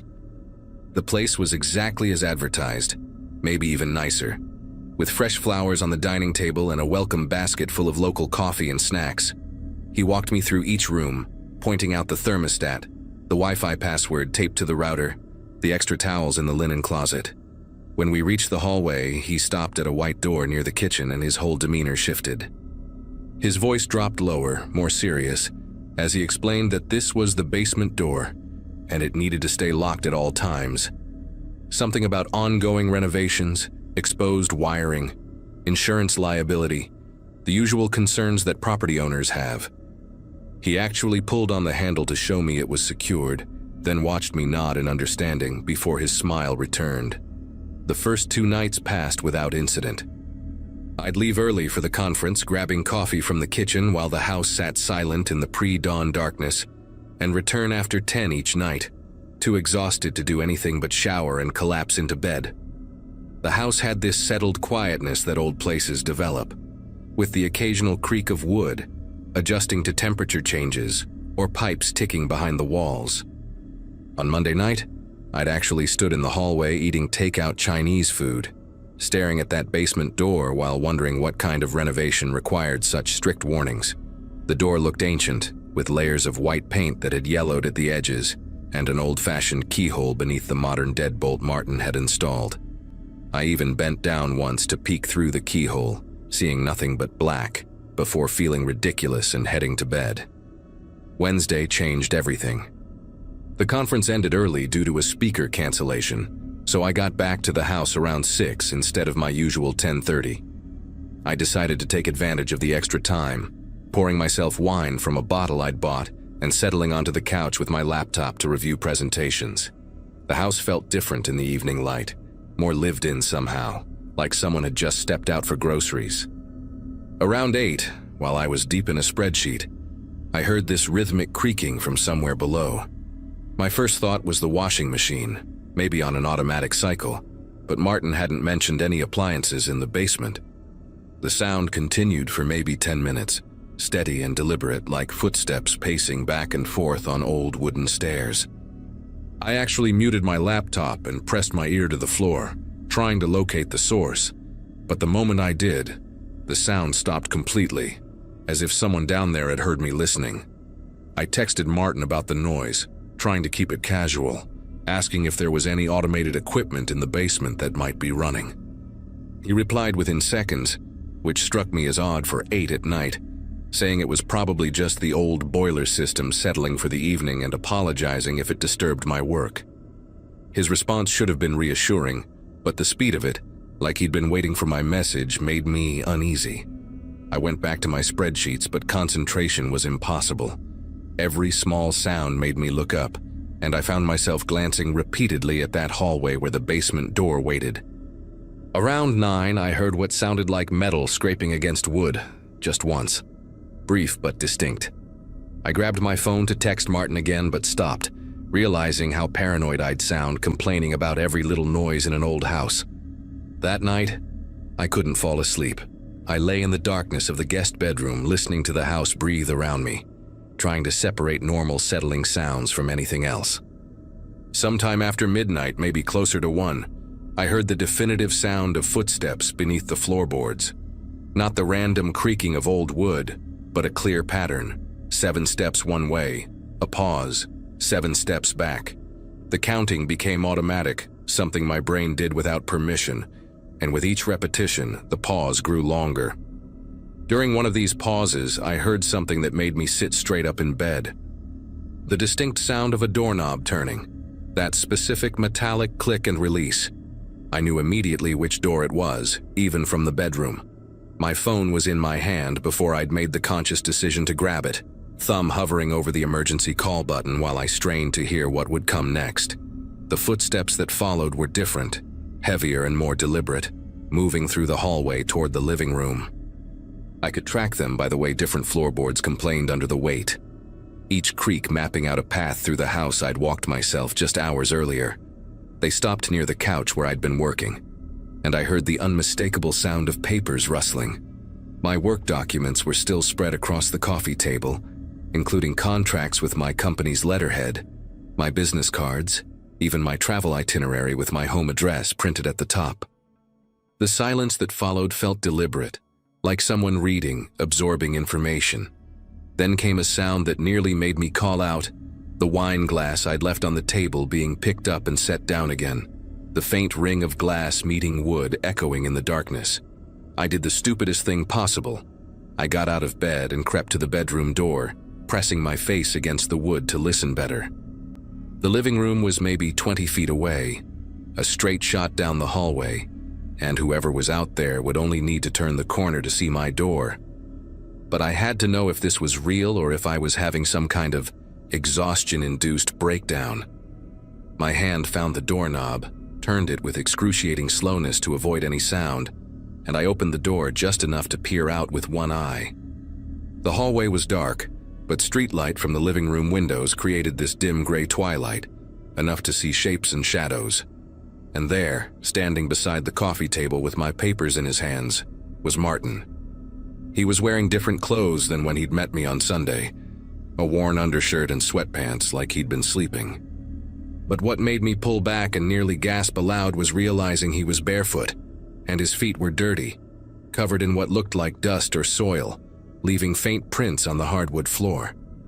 I closed the door with infinite care, turned the lock so slowly that it took nearly 30 seconds for the bolt to fully engage, then backed away until my legs hit the bed. My mind was racing through possibilities, each more insane than the last.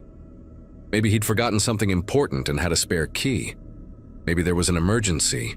Maybe he was checking on the property. But none of that explained why he'd come through the basement or why he was going through my personal papers at 1 a.m. I could hear him moving again, those dirty feet padding across the floor toward the kitchen. The refrigerator opened, stayed open for maybe a minute, then closed. Water ran in the sink. Normal sounds that became terrifying because they shouldn't be happening.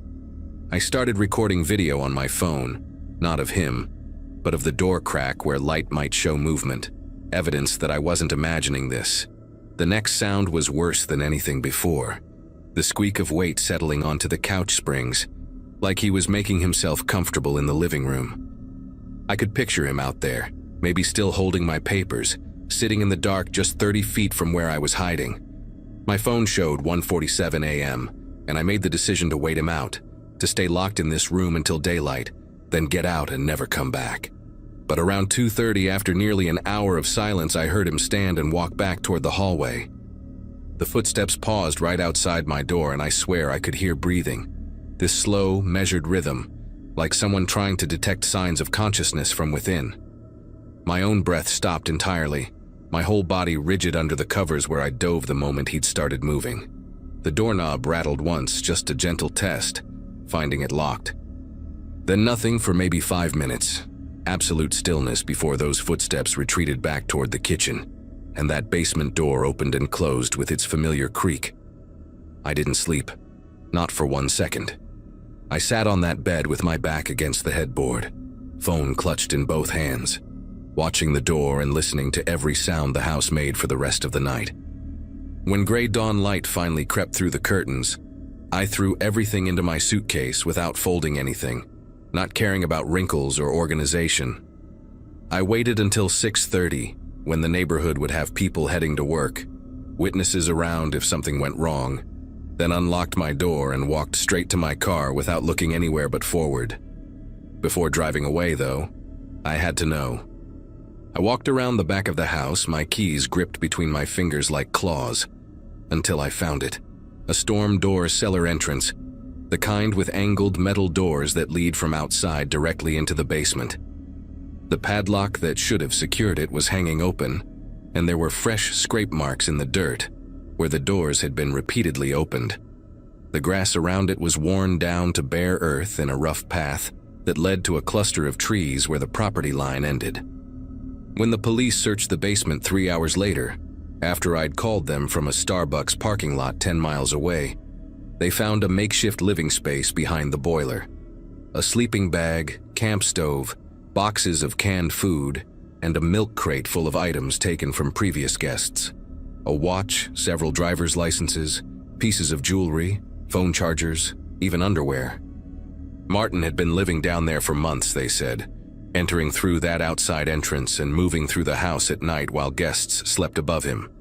The detective who called me later said they'd found notebooks where he'd written detailed observations about each guest, what time they went to bed, their daily routines, phone conversations he'd overheard through the floorboards. My name was already there, along with notes about my conference schedule and a sketch of my face that was disturbingly accurate. They arrested him at his actual apartment across town, where he'd been maintaining the appearance of a normal life while essentially living beneath his rental property, surfacing at night like some kind of human rodent to study the people who'd paid him to feel safe.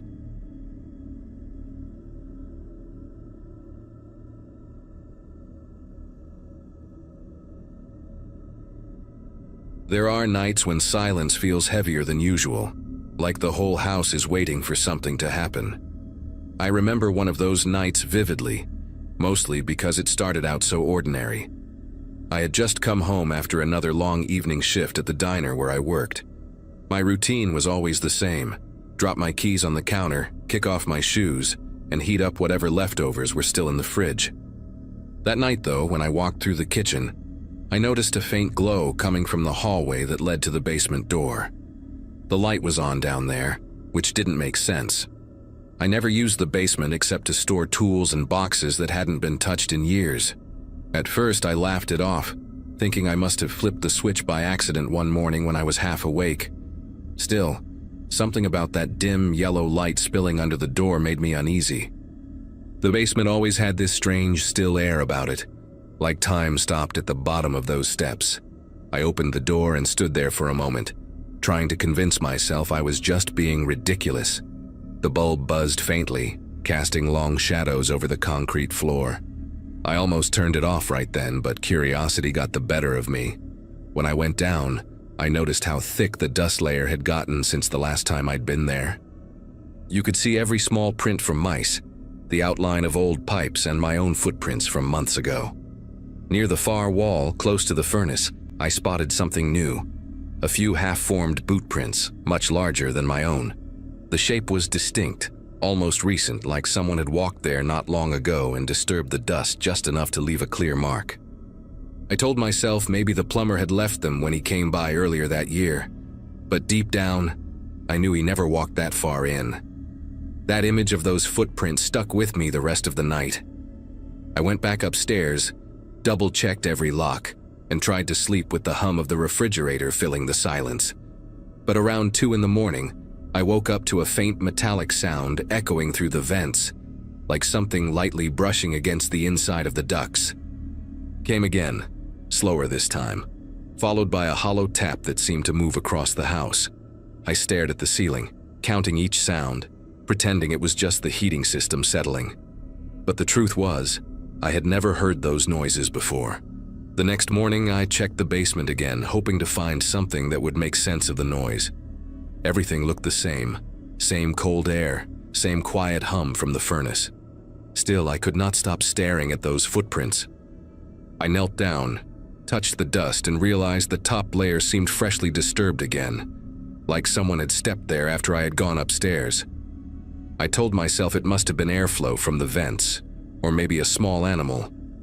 But that explanation did not sit right. The house was sealed up tight, and I had not seen a single mouse in years. 2 nights later, the metallic sounds returned, sharper this time. They moved from one vent to another, like something crawling through the ductwork.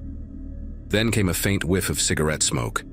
It was so subtle that I almost ignored it, but the smell lingered long enough for me to notice where it came from, the vent near my bed. I sat there for what felt like an hour, just listening. The furnace was off. The house was still. But that smell, cheap, acrid tobacco, seeped out from below, mixing with the stale air of my room. I could not remember the last time anyone had smoked inside this house. I barely slept that night, and when dawn came, I decided to check the basement again. The air down there was heavier, colder, and the smell of smoke was stronger. I noticed a few ashes on the concrete near the furnace, tiny gray flakes scattered close to the vent opening. That was when I noticed something odd behind the furnace.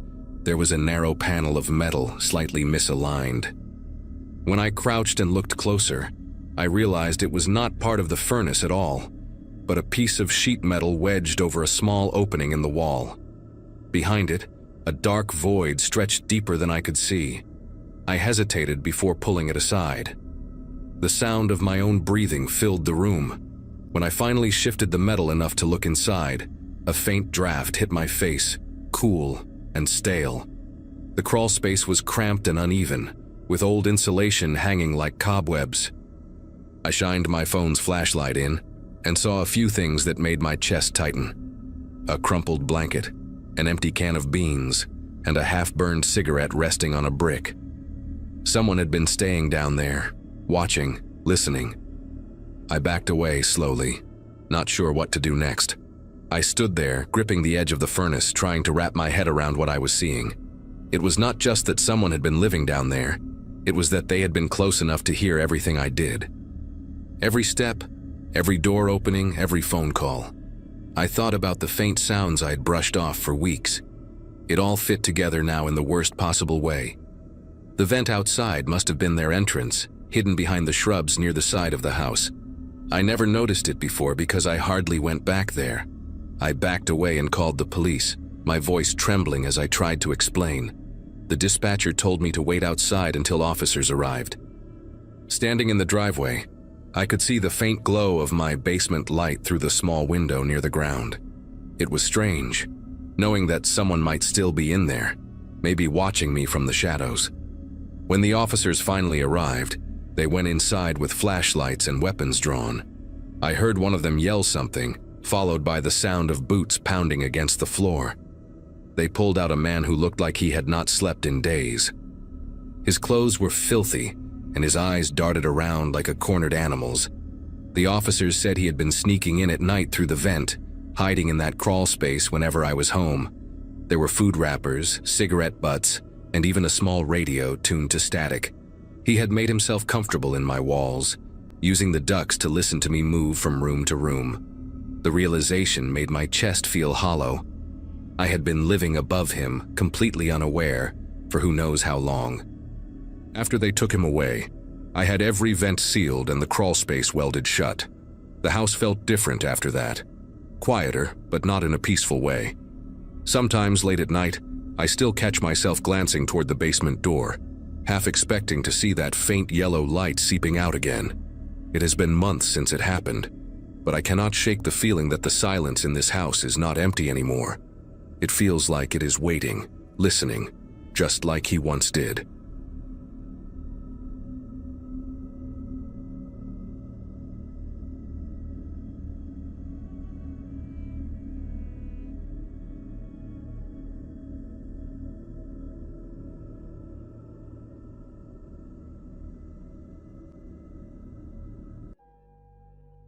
Hello everyone. Before we start, make sure to like and subscribe to the channel, and leave a comment with where you're from and what time you're watching. That way, YouTube will keep showing you stories just like this one. Now, let's begin. My apartment building on Whitmore Road had always been the kind of place where neighbors actually knew each other. Not just a quick nod in the hallway, but real conversations, shared meals during holidays, that sort of thing. Having turned 34 the previous spring, I had lived in Unit 4B for almost 6 years by December of 2022, long enough to know everyone by name and most of their stories too. The building itself was nothing fancy, a 3-story brick structure built sometime in the 70s, with creaky radiators and windows that let in cold drafts during winter. But the people made it feel like home. We had young couples, a few single professionals like myself working in insurance claims processing, and several elderly residents who had been there for decades. It was the kind of community that felt increasingly rare in a world where most people barely acknowledge their neighbors exist. Dorothy Callahan lived in Unit 2A, right at the bottom of the main stairwell. She was 73 years old, a retired school librarian with silver hair. She always kept pinned up in a loose bun and these thick reading glasses that made her blue eyes look enormous. Dorothy had moved into the building back in 1994 with her husband Gerald, who passed away from a heart attack in 2015. But the real tragedy in her life happened in 2017, when her only son Raymond disappeared without a trace. He was 41 at the time, lived about 2 hours away in Columbus, and one day he just vanished. His car was found abandoned at a rest stop off the interstate, keys still in the ignition, wallet on the passenger seat. Police investigated for months but never found him, never found a body, never found any real answers. Dorothy never stopped hoping he would come back, but you could see in her eyes that something inside her had broken the day Raymond went missing. She kept his photograph on her mantle, kept his childhood bedroom items in storage, kept waiting for a phone call that never came. It was my neighbor Vivian from Unit 4A who first came up with the idea for the Christmas surprise. Vivian was a pediatric nurse in her late 40s, one of those people who seem to run entirely on coffee and good intentions. She knocked on my door the second week of December with this excited look on her face, explaining that she wanted to organize something special for Dorothy. The poor woman had been looking more withdrawn than usual lately, barely leaving her apartment, and Vivian thought a gesture from the whole building might lift her spirits during the holidays. The plan was simple. Everyone would wrap a small gift, something thoughtful and personal, and we would leave them all outside Dorothy's door on Christmas Eve night. She would wake up Christmas morning to find a pile of presents from people who cared about her. It sounded sweet, the kind of thing that reminds you humanity is not completely terrible. I agreed immediately and offered to coordinate with the residents on the 3rd floor. By December 23rd, we had collected 17 wrapped gifts from nearly every unit in the building. Some people had bought new things: a soft cashmere scarf, a box of fancy chocolates, a leather-bound journal. Others had gone the homemade route, with knitted mittens and jars of preserves and handwritten cards. I contributed a vintage edition of To Kill a Mockingbird that I found at an antique shop, knowing Dorothy's background as a librarian. We stored everything in Vivian's apartment until the big night, and there was this genuine excitement buzzing through the hallways whenever neighbors passed each other. Even old Mr. Hoffman from 3C, who usually complained about everything and everyone, had contributed a tin of Danish butter cookies. That Christmas Eve, around 11 at night, a small group of us quietly made our way down to the 2nd floor. We arranged all the gifts in a neat semicircle outside Dorothy's door, placed a card on top that read, "From your Whitmore Road family," and tiptoed back upstairs feeling like we had done something genuinely good. I woke up Christmas morning to the sound of screaming, not the startled yelp of someone who dropped something or got surprised. This was a raw, guttural sound that seemed to tear through the walls of the building like it had physical weight. I shot up in bed, my heart hammering against my ribs, and for a few seconds I just sat there trying to process what I was hearing. The clock on my nightstand showed 7:42 in pale green numbers. The screaming continued, rising and falling in waves, and then I heard doors opening in the hallway, footsteps, voices overlapping in confusion. I threw on a sweatshirt and rushed out of my apartment, nearly colliding with Vivian, who had the same panicked expression I must have been wearing. We both knew without saying it, the sound was coming from downstairs, from Dorothy's floor. When we reached the 2nd floor landing, there were already 4 or 5 neighbors gathered outside Unit 2A, Dorothy's door was wide open, and I could see her sitting on the floor just inside the entrance, surrounded by torn wrapping paper and scattered gifts.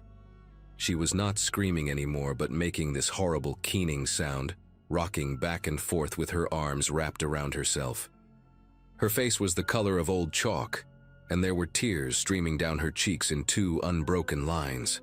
I pushed past the others and knelt beside her, asking what happened, what was wrong, but she could not form words.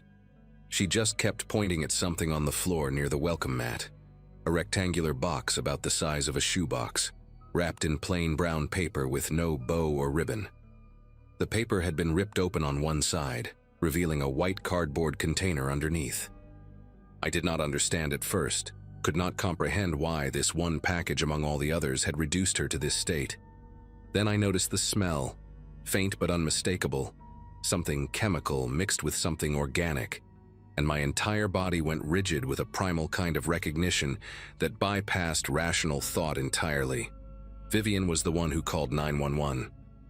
Her voice was remarkably steady as she gave the address and tried to explain the situation, though I could see her free hand trembling against her thigh. Someone had wrapped a blanket around Dorothy's shoulders, but she did not seem to register it, did not seem to register anything happening around her. I stayed beside her on the floor, not touching the box, not getting any closer to it than I already was. The other neighbors kept asking questions. What is it? What did she see? Should we look inside? But I told them to stay back, told them not to touch anything. I had watched enough true crime documentaries to know that much. The minutes until the paramedics and police arrived felt stretched and distorted, like time itself had gotten stuck in that cramped hallway. I remember staring at the torn brown paper, at the generic white box beneath it, and noticing there was a piece of paper visible through the opening Dorothy had made. It looked like a handwritten note, the letters dark and angular, but I could only make out a few words from my angle. One of them was Raymond. The police cleared the hallway within 15 minutes of arriving. 2 officers in uniform took statements from everyone, while a detective in plain clothes, a tired-looking woman in her 50s named Paulson, examined the scene inside Dorothy's apartment. The paramedics had taken Dorothy to the hospital for shock, and Vivian had gone with her, leaving the rest of us standing around in the first-floor lobby like lost children on a field trip gone wrong. I gave my statement mechanically, explaining the Christmas surprise, how we had arranged the gifts, what time we had placed them outside the door. The officer, taking notes, asked if I had seen anyone unfamiliar in the building the previous night, anyone coming or going who did not belong. I told him no, that I had gone straight to bed after we finished setting up the gifts around 11:15. He wrote everything down without expression, thanked me, and moved on to the next neighbor. It was almost noon before Detective Paulson came down to the lobby and gathered us together. Her face was carefully neutral, the kind of professional mask that people in her line of work must practice for years. She told us that the contents of the package were being treated as evidence in an ongoing investigation, that she could not share details, but that she needed to know if any of us had contributed that particular brown-wrapped box to the gift pile. We all looked at each other, shaking our heads, a chorus of confused denials. The truth about what was in that box came out 3 days later, though not through official channels. Vivian had stayed in close contact with Dorothy's younger sister, a woman named Carolyn, who had driven up from Kentucky the moment she heard what happened. It was Carolyn who told Vivian, and Vivian who told me, her voice barely above a whisper, as we stood in the stairwell between the 3rd and 4th floors. The box had contained human remains, specifically a partial set of skeletal hand bones, cleaned and preserved, sealed inside a plastic bag. There had been a silver ring mixed in with the bones, a class ring from Ohio State University with the year 1994 engraved on the side. Raymond Callahan had graduated from Ohio State in 1994. The note inside the box was handwritten in block letters on plain white paper, and according to Carolyn it said, "Merry Christmas, Dorothy." I kept him close all these years. Now you can too, he screamed for you at the end. I felt physically ill as Vivian recited those words. Whoever had sent that package had not just killed Raymond. They had held on to pieces of him for 5 years, waiting, planning, choosing the exact moment to deliver maximum devastation to a grieving mother. The investigation that followed consumed the next several weeks of our lives. Detectives interviewed every resident multiple times, pulled surveillance footage from nearby businesses, canvassed the entire neighborhood asking if anyone had seen someone approach the building on Christmas Eve. The security camera at the convenience store across the street had captured a figure walking toward our building around 10:30 that night, about half an hour before we placed our gifts outside Dorothy's door. The footage was grainy and shot from a bad angle, showing only a person in a dark coat and knit cap, carrying what appeared to be a small package. They walked with a slight limp, favoring their left leg, but beyond that there were no distinguishing features. No face, no clear height estimate, nothing that could identify them. The police traced the brown wrapping paper to a generic brand sold at dozens of stores across 3 states. The white box inside was equally untraceable, the kind you could buy in bulk from any shipping supply company. Whoever had done this understood forensics, understood how to remain invisible, and had clearly spent years preparing for this single act of cruelty. Dorothy never returned to the apartment on Whitmore Road. Carolyn moved her belongings out in mid-January, while Dorothy recovered at a psychiatric facility in Kentucky, and the unit stayed empty for months afterward, a silent reminder of what had happened every time I walked past it. The DNA analysis from the bones came back in February, confirming what everyone already suspected. They belonged to Raymond Callahan. The case officially shifted from a missing persons investigation to a homicide, but that change in classification did not bring any new leads. Detectives theorized that Raymond had been targeted by someone he knew, possibly someone with a personal grudge, but they could never establish a clear suspect. His co-workers, friends, ex-girlfriends, everyone had alibis, everyone passed their polygraphs, everyone seemed genuinely shocked that quiet, unremarkable Raymond had met such a violent end. The person with the limp from the surveillance footage became a ghost that haunted the investigation. A phantom that had appeared for 30 seconds on a grainy camera and then dissolved back into the anonymous mass of humanity. By spring, the detectives stopped coming around as frequently. By summer, the case had gone cold. I still live in the same building, though not a single day passes without me thinking about that Christmas morning. The community we had built here never fully recovered. Some residents moved out within weeks, unable to shake the feeling that someone had walked among us, studied our routines, and used our own kindness as a delivery mechanism for something unspeakable. Vivian transferred to a hospital across town and took an apartment closer to her new workplace. Mr. Hoffman died of natural causes the following autumn, and I sometimes wonder if the stress of that day accelerated his decline. Dorothy passed away 18 months later, according to Carolyn, who sent a brief note to the building's remaining residents. She said Dorothy never spoke about Raymond or the package again, that she had simply retreated into herself until there was nothing left. I think about the person who did this, whoever they are, walking around somewhere with the knowledge of what they accomplished. They are probably still alive, still free, maybe even satisfied with the destruction they caused. The police never identified them, never came close as far as I know. And every Christmas Eve, when I see neighbors exchanging gifts and spreading holiday cheer, I find myself scanning the street outside my window, watching for a figure in a dark coat, walking with a slight limp carrying a package meant for someone who will never see it coming.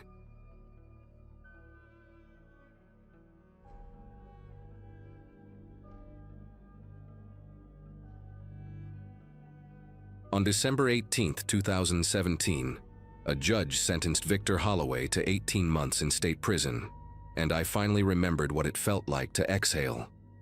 My high school graduating class had their 10-year reunion that fall, and while everyone else was sharing photos of their kids and promotions, I was just grateful to be breathing without checking the locks 3 times before bed. We had been together since I turned 24, and by the time the bailiff led him away in handcuffs, I had a crooked nose that never healed right, a restraining order he violated twice, and a collection of medical records thick enough to serve as evidence in court. I sat in that courtroom for 20 minutes after everyone left, just letting myself believe it was actually over. My hands were still, my breathing was normal, And for the first time in years, I felt like maybe I could exist in the world without constantly scanning for exits. 7 days until Christmas, and for once, the holiday season did not feel like a minefield. My friend Harper had been my lifeline through all of it. We met working at the same insurance office in Dayton, Ohio, back when my life still made sense. She had moved about 40 minutes north to a small town called Bellefontaine with her husband Greg a couple years prior, and she had been asking me to visit ever since. When she called me 3 days before Christmas and heard that I was planning to spend the holiday alone in my apartment eating frozen lasagna, she practically demanded I come stay with them. They were hosting a small gathering on Christmas night, she said. Just some neighbors and Greg's brother and his wife, nothing fancy. I almost said no out of habit because saying no had become my default setting. But something in her voice made me pause. She reminded me that Victor was locked up, that I deserved to have one normal holiday, that I needed to start rebuilding. So I said yes. I packed a small bag that Friday morning, December 22nd, and drove north through light flurries, telling myself the whole way that this was what healing looked like. Harper and Greg lived in a 2-story colonial on Birch Lane, the kind of house with a wraparound porch and Christmas lights that actually matched. When I pulled into their driveway, Harper came running out in slippers and a cardigan, wrapping me in a hug before I even got my bag out of the trunk. She looked good, healthy, and happy in a way that made me realize how much weight I had lost over the past year.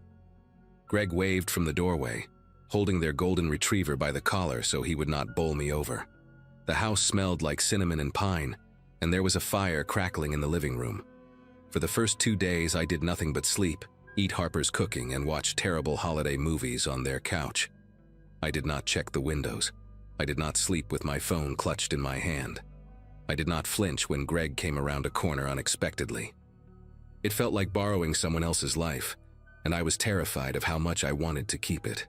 Christmas morning was quiet and slow.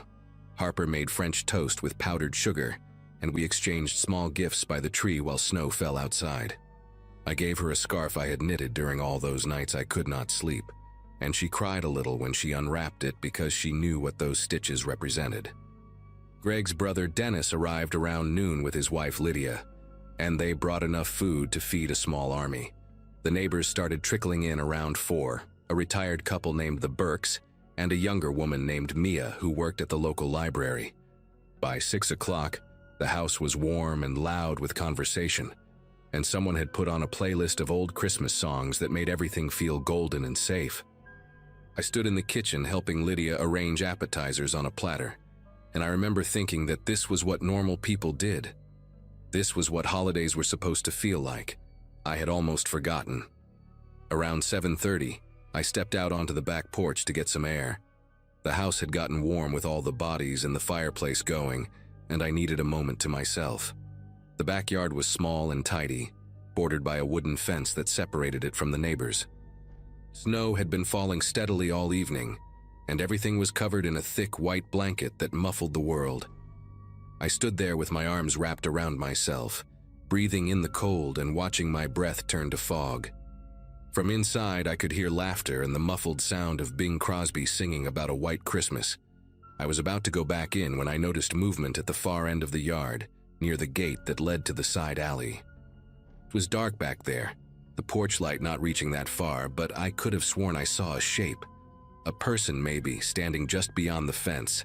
I squinted into the darkness, my heart picking up speed despite my best efforts to stay calm. But then Mia opened the back door and asked if I wanted more wine. And when I looked again, there was nothing there. Just snow and shadows and my own paranoid imagination. I went back inside and tried to shake it off. 4 years of living in fear had rewired my brain to see threats everywhere, and I knew that. My therapist had warned me about hypervigilance, about how my nervous system would need time to understand that the danger had passed. So I poured myself another glass of wine and rejoined the party, laughing at Greg's terrible jokes and listening to the Burks tell stories about their grandchildren.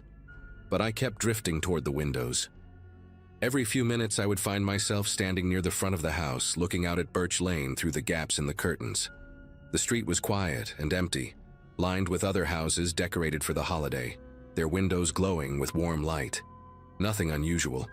No one lurking in driveways or standing on corners. Just a peaceful Christmas night in a small Ohio town. I told myself I was being ridiculous. Victor was in prison, 40 miles away, locked behind concrete and razor wire. He could not hurt me anymore. I repeated it like a mantra, but some part of me, some animal instinct buried deep in my chest, refused to believe it.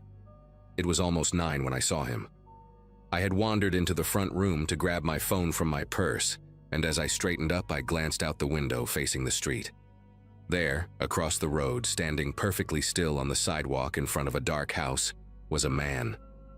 He was wearing a dark coat and a baseball cap pulled low, and he was staring directly at Harper and Greg's house, directly at the window where I was standing.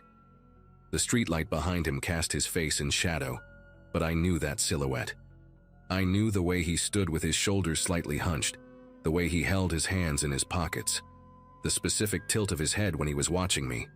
My whole body went rigid, every muscle locking into place like someone had flipped a switch. It was Victor. I knew it was Victor. Every cell in my body screamed his name, even though my rational mind was insisting it was impossible, that he was in prison, that I was seeing things. But I was not seeing things. He was right there, not 50 feet away, watching me through the falling snow. I must have made some kind of sound because Harper appeared at my side a moment later. She asked me what was wrong and I pointed at the window, my finger trembling despite my efforts to keep it steady.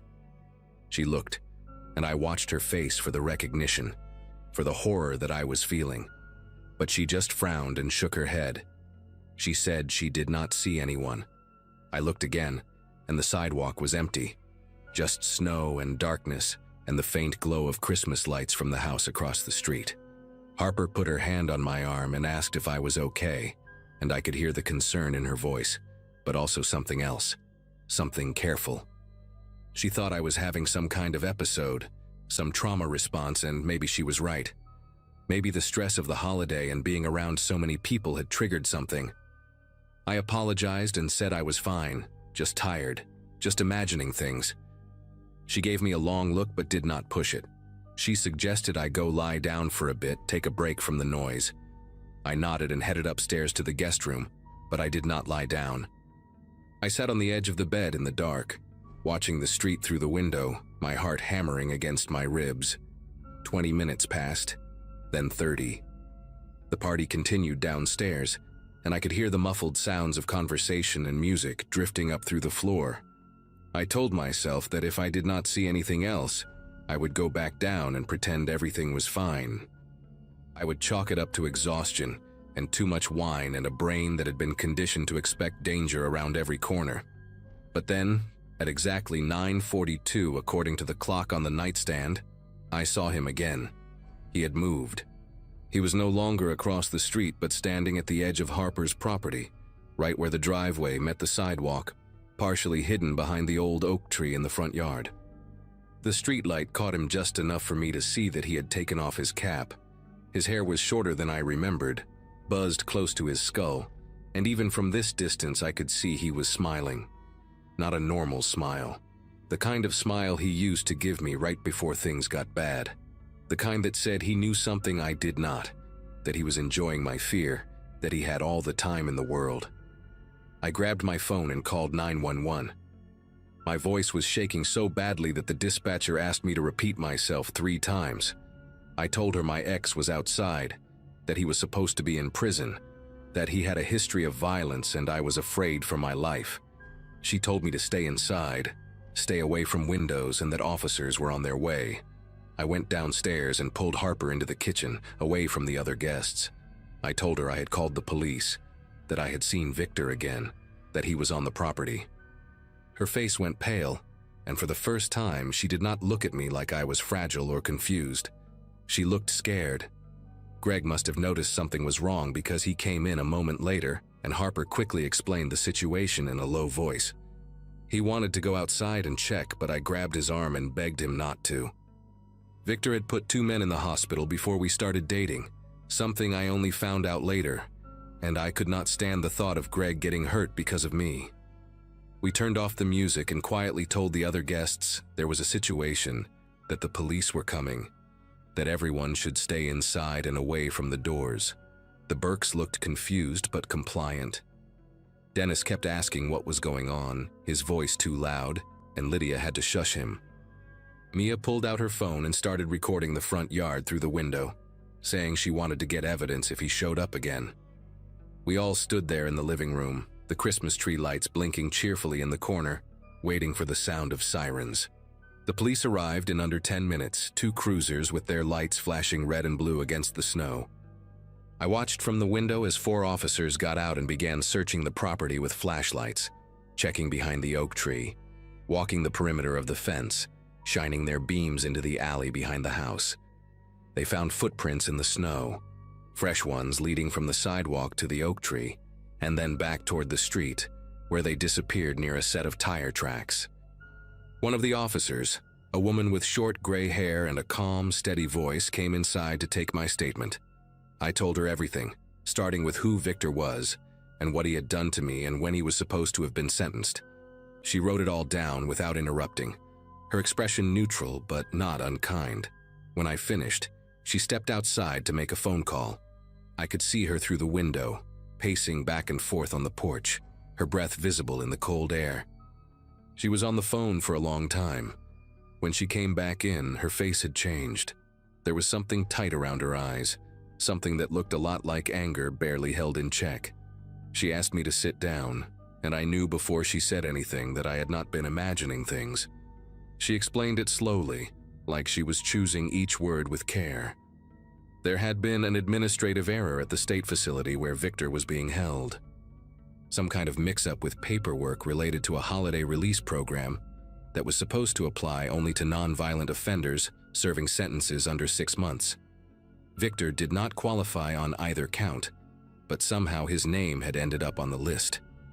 He had been released on unsupervised leave 3 days earlier, on December 22nd, the same day I drove to Bellefontaine. No one had notified me, because no one had realized the mistake until she called it in. The officer told me they would find him, that every unit in the county was being alerted, that I should stay with my friends and not go back to my apartment in Dayton until they had him in custody. She gave me her card and told me to call if I saw anything else. After the police left, I sat on Harper's couch wrapped in a blanket, unable to stop shivering even though the heat was on. The guests had all gone home. Greg was checking every lock in the house for the 3rd time. Harper sat next to me, holding my hand, not saying anything because there was nothing to say. Victor had tracked me here. He had known exactly where I was, 40 minutes from home, in a town I had never visited before.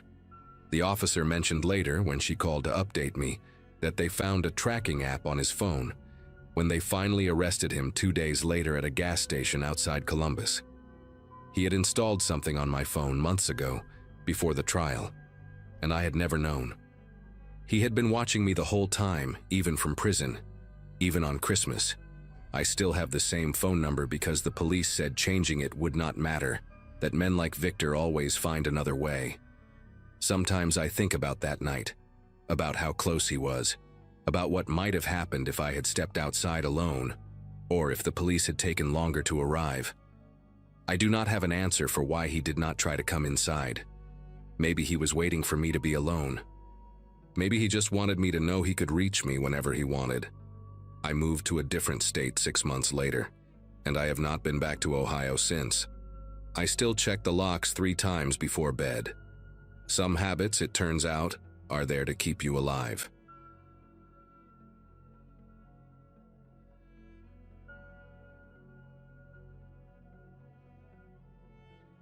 Every year around mid-December, our neighborhood in Ashland, Kentucky puts together a Christmas charity drive at the old community center on Bellefontaine Road.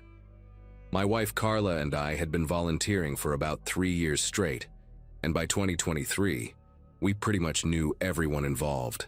The whole thing runs on trust, you know what I mean? People from the area show up with bags of toys, canned goods, winter coats for kids who need them. Parents fill out these little cards with their children's names, ages, what they might want for Christmas. We sort everything in the back room, and then the week before Christmas, families come pick up their assigned packages. The guy who runs it, Phil Haney, is this retired postal worker who treats the whole operation like a military mission. Clipboard in hand, walkie-talkie clipped to his belt, the works. I turned 34 that November, and remember thinking how nice it was to be part of something good, especially after such a rough couple of years for everyone. That Saturday, December 9th, I showed up around 8 in the morning to help set up the folding tables and hang the donation signs outside. Carla was working a nursing shift at the hospital, so I came alone. Phil was already there with his wife, Georgia, and a few of the regulars were unloading plastic bins from their trucks. But there were two guys I had never seen before, both wearing the same red volunteer vests we all wore. One was tall, maybe early 40s, with a buzzed head and a goatee. The other was shorter, stocky, late 20s probably, with this blank expression that made him hard to read. Phil introduced them as Dale and Kenny, said they were cousins who had just moved to the area from West Virginia and wanted to help out. I shook their hands, said welcome aboard, and went back to setting up the check-in table near the entrance. At the time, I remember thinking it was cool that new people wanted to get involved. That thought makes me sick now. The morning went smooth. Families started trickling in around 9, carrying garbage bags full of wrapped presents and boxes of canned food. My job was to check people in, hand them a donation receipt, and point them toward the sorting area in the back. Dale and Kenny were assigned to the back room, helping organize everything by family name and age group. Phil trusted them right away because they showed up early and seemed eager. That is the thing about small towns. If someone shows up and acts helpful, people just assume they belong. Nobody asks for ID. Nobody runs background checks on volunteers for a church basement charity drive. You just take people at their word. I saw Dale a few times throughout the morning, carrying boxes, chatting with some of the moms, even helping a little girl who dropped her hot chocolate near the entrance. He seemed normal, friendly even. Around lunchtime, I took a break and walked to the back room to grab a bottle of water from the cooler. Kenny was standing by the table where we kept the family intake forms, the cards where parents wrote down their kids' names, ages, addresses, wish lists, all of it. He had a stack of them in his hands and was looking through them slowly, one by one.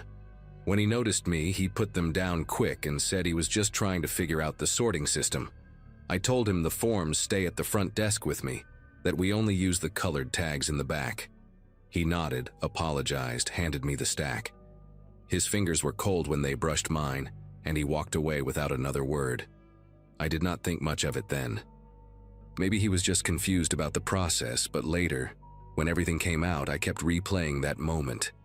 The way he was studying those cards, the way he put them down so fast when I walked in. He was not sorting anything. He was reading.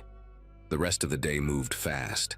By 4 in the afternoon, we had collected enough donations to cover almost 60 families. Phil was thrilled, walking around thanking everyone, taking pictures for the community Facebook page. I noticed Dale in a few of those photos, smiling with his arm around some of the other volunteers.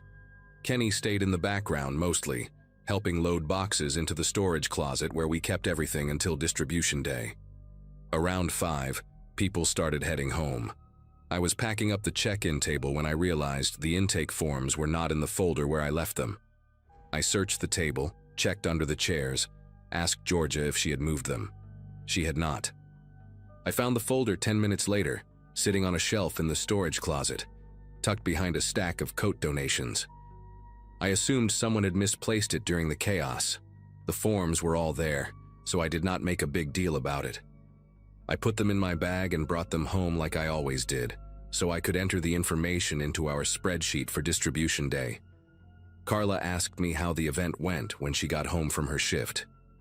I told her it was great, that we got a lot of donations, that there were 2 new guys who seemed nice enough. I did not mention the thing with Kenny and the forms. It did not seem worth mentioning. 5 days later, on a Wednesday night, I got a call from Phil around 9. His voice sounded weird, tight, like he was trying to keep calm but failing. He asked if I had seen the news. I had not. Carla and I had been watching a movie, phones on silent. He told me to turn on the local channel right now. There was a story about an armed robbery at a house over in Russell, maybe 15 minutes from where we live. A family had been held at gunpoint while two men went through their home, took jewelry, electronics, cash, even the kids' Christmas presents from under the tree. The mom was pistol whipped when she tried to reach for her phone. Both kids, a boy and a girl, were locked in a bathroom for almost 2 hours while it happened. When they showed the security camera footage from a neighbor's porch, I saw them. Two men in dark hoodies, walking up the driveway. The tall one with the buzzed head, the shorter one with that blank face. Dale and Kenny. I grabbed the armrest of the couch so hard my knuckles went white. Carla asked me what was wrong, and I could not even answer her. I just pointed at the screen. The news anchor was saying that police were looking for 2 suspects in connection with the robbery, and at least 3 other home invasions in Boyd and Greenup counties over the past week. They did not have names yet, just descriptions.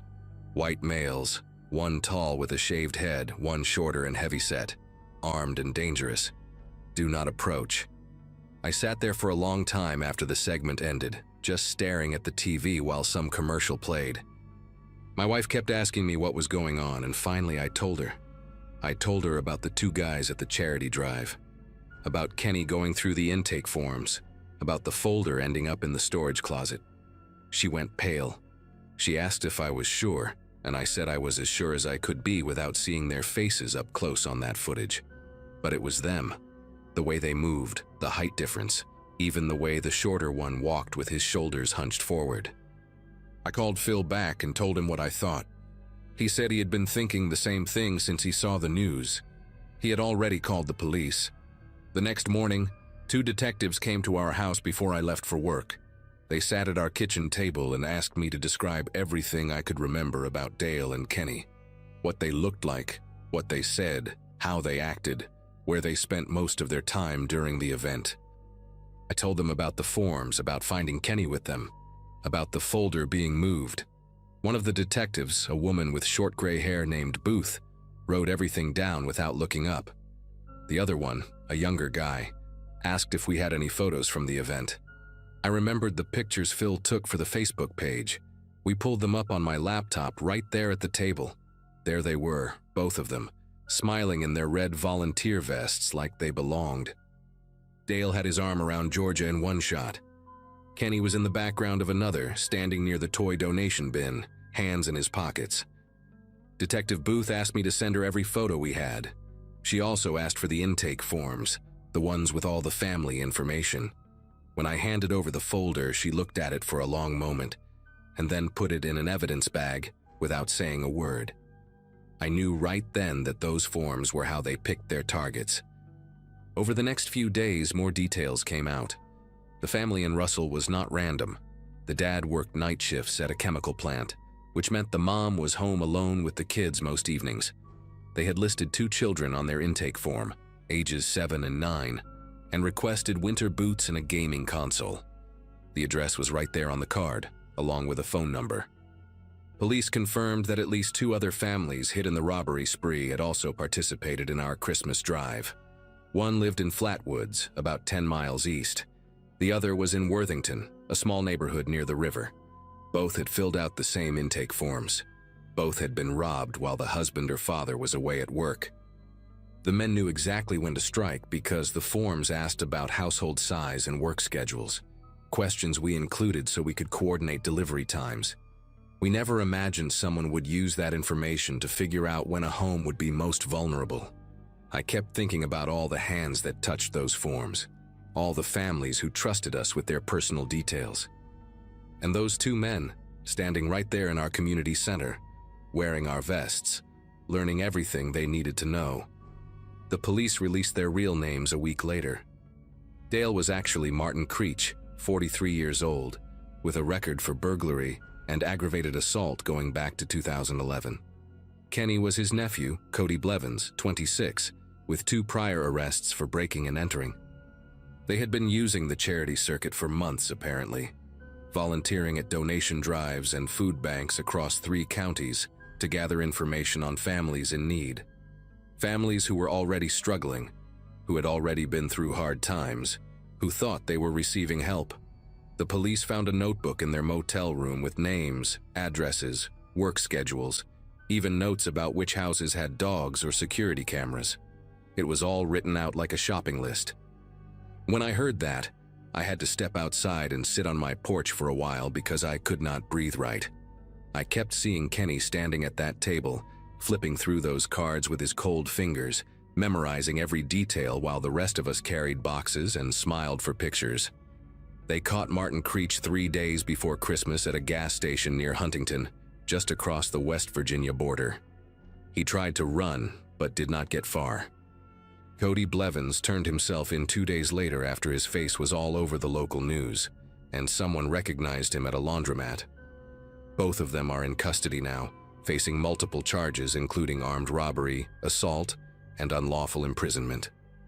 The mom from the Russell family, the one who got pistol whipped, she needed surgery to fix a fracture in her cheekbone. Her kids are in therapy. I heard from Phil that she cannot sleep in her own house anymore, that the family is staying with relatives until they can figure out what to do. The other families are dealing with their own trauma too. One of them has a little boy who will not let his mom out of his sight, not even to go to the bathroom. These are people who asked for help during the holidays and got terrorized instead, and we let it happen. I know it is not really our fault, that we could not have known, but that does not make me feel any better. We gave those men access. We gave them vests and smiles and treated them like they were part of the community. Phil shut down the charity drive for good. He said he cannot do it anymore, that every time he thinks about organizing another event, he feels sick. Georgia told Carla that Phil barely sleeps now, that he blames himself for not asking more questions when those two showed up. The community center put up new security protocols, requiring background checks and ID verification for all volunteers going forward, but it feels like locking the door after everything has already been stolen. I still have trouble trusting new faces. Last month, a guy I did not recognize showed up at our church asking about the food pantry, and I watched him the entire time like he was about to pull a weapon. Carla says I need to talk to someone about it, and maybe she is right. But every time I close my eyes, I see that stack of intake forms in Kenny's hands. I see him reading the names of children, the addresses of struggling families, the schedules that told him exactly when they would be alone and afraid. And I think about how easy it was, how nobody questioned anything, how we just let them walk right in.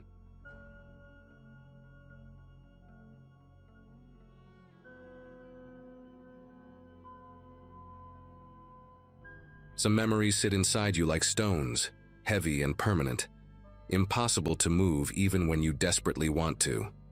For 23 years, I carried one particular memory as if it were made of gold, polishing it every December, bringing it out at family dinners to make everyone smile. My parents, my brother Gavin, aunts and uncles and cousins, they all knew the story by heart. We moved into our apartment on Bleecker Street in New York City, right before the holidays in 1997. A cramped third-floor walk-up with clanking radiators and walls so thin you could hear the neighbors sneeze. My dad worked double shifts at a printing press across town while my mom waitressed at a diner 6 blocks away, and money was tight enough that Gavin and I shared a bedroom with bunk beds pushed against the window overlooking the fire escape. I was 5 that winter, young enough to believe in everything, and Gavin was 9. Old enough to pretend he did not believe, but still young enough to hope. That apartment was small and drafty, and the hot water never lasted more than 10 minutes. But I loved it because of what happened on Christmas Eve. Gavin shook me awake sometime after midnight, his hand clamped over my mouth so I would not make noise.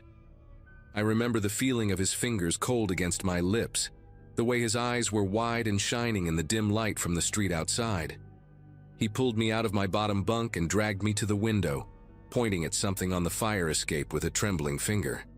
When I looked through the frosted glass, my heart nearly exploded out of my chest.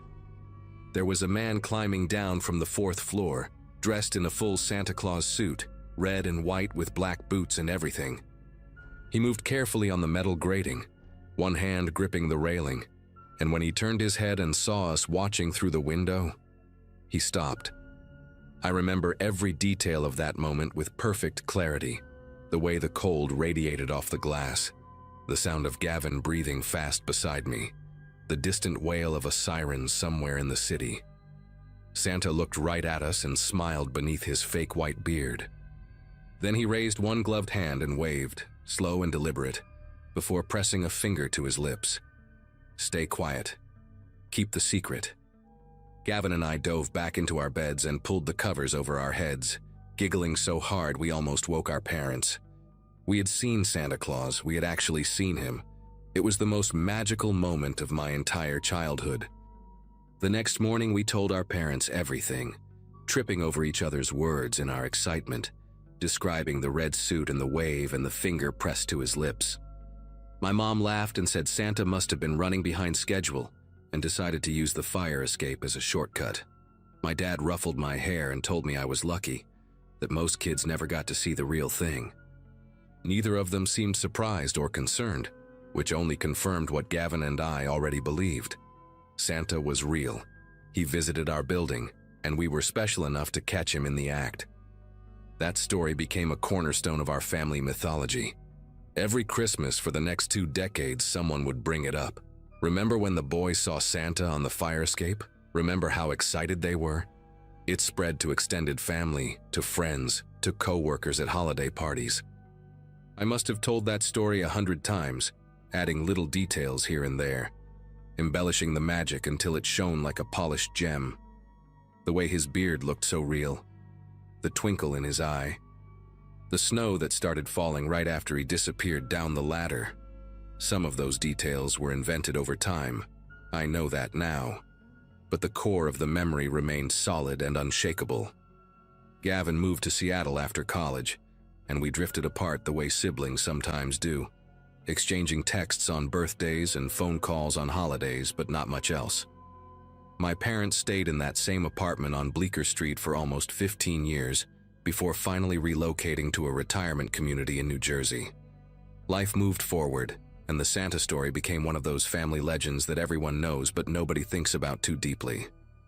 Then my father got sick in the spring of 2024, a diagnosis that came fast and hit hard, and suddenly I was driving to New Jersey every weekend to help my mom with doctors and medications and all the logistics of watching someone you love fade away.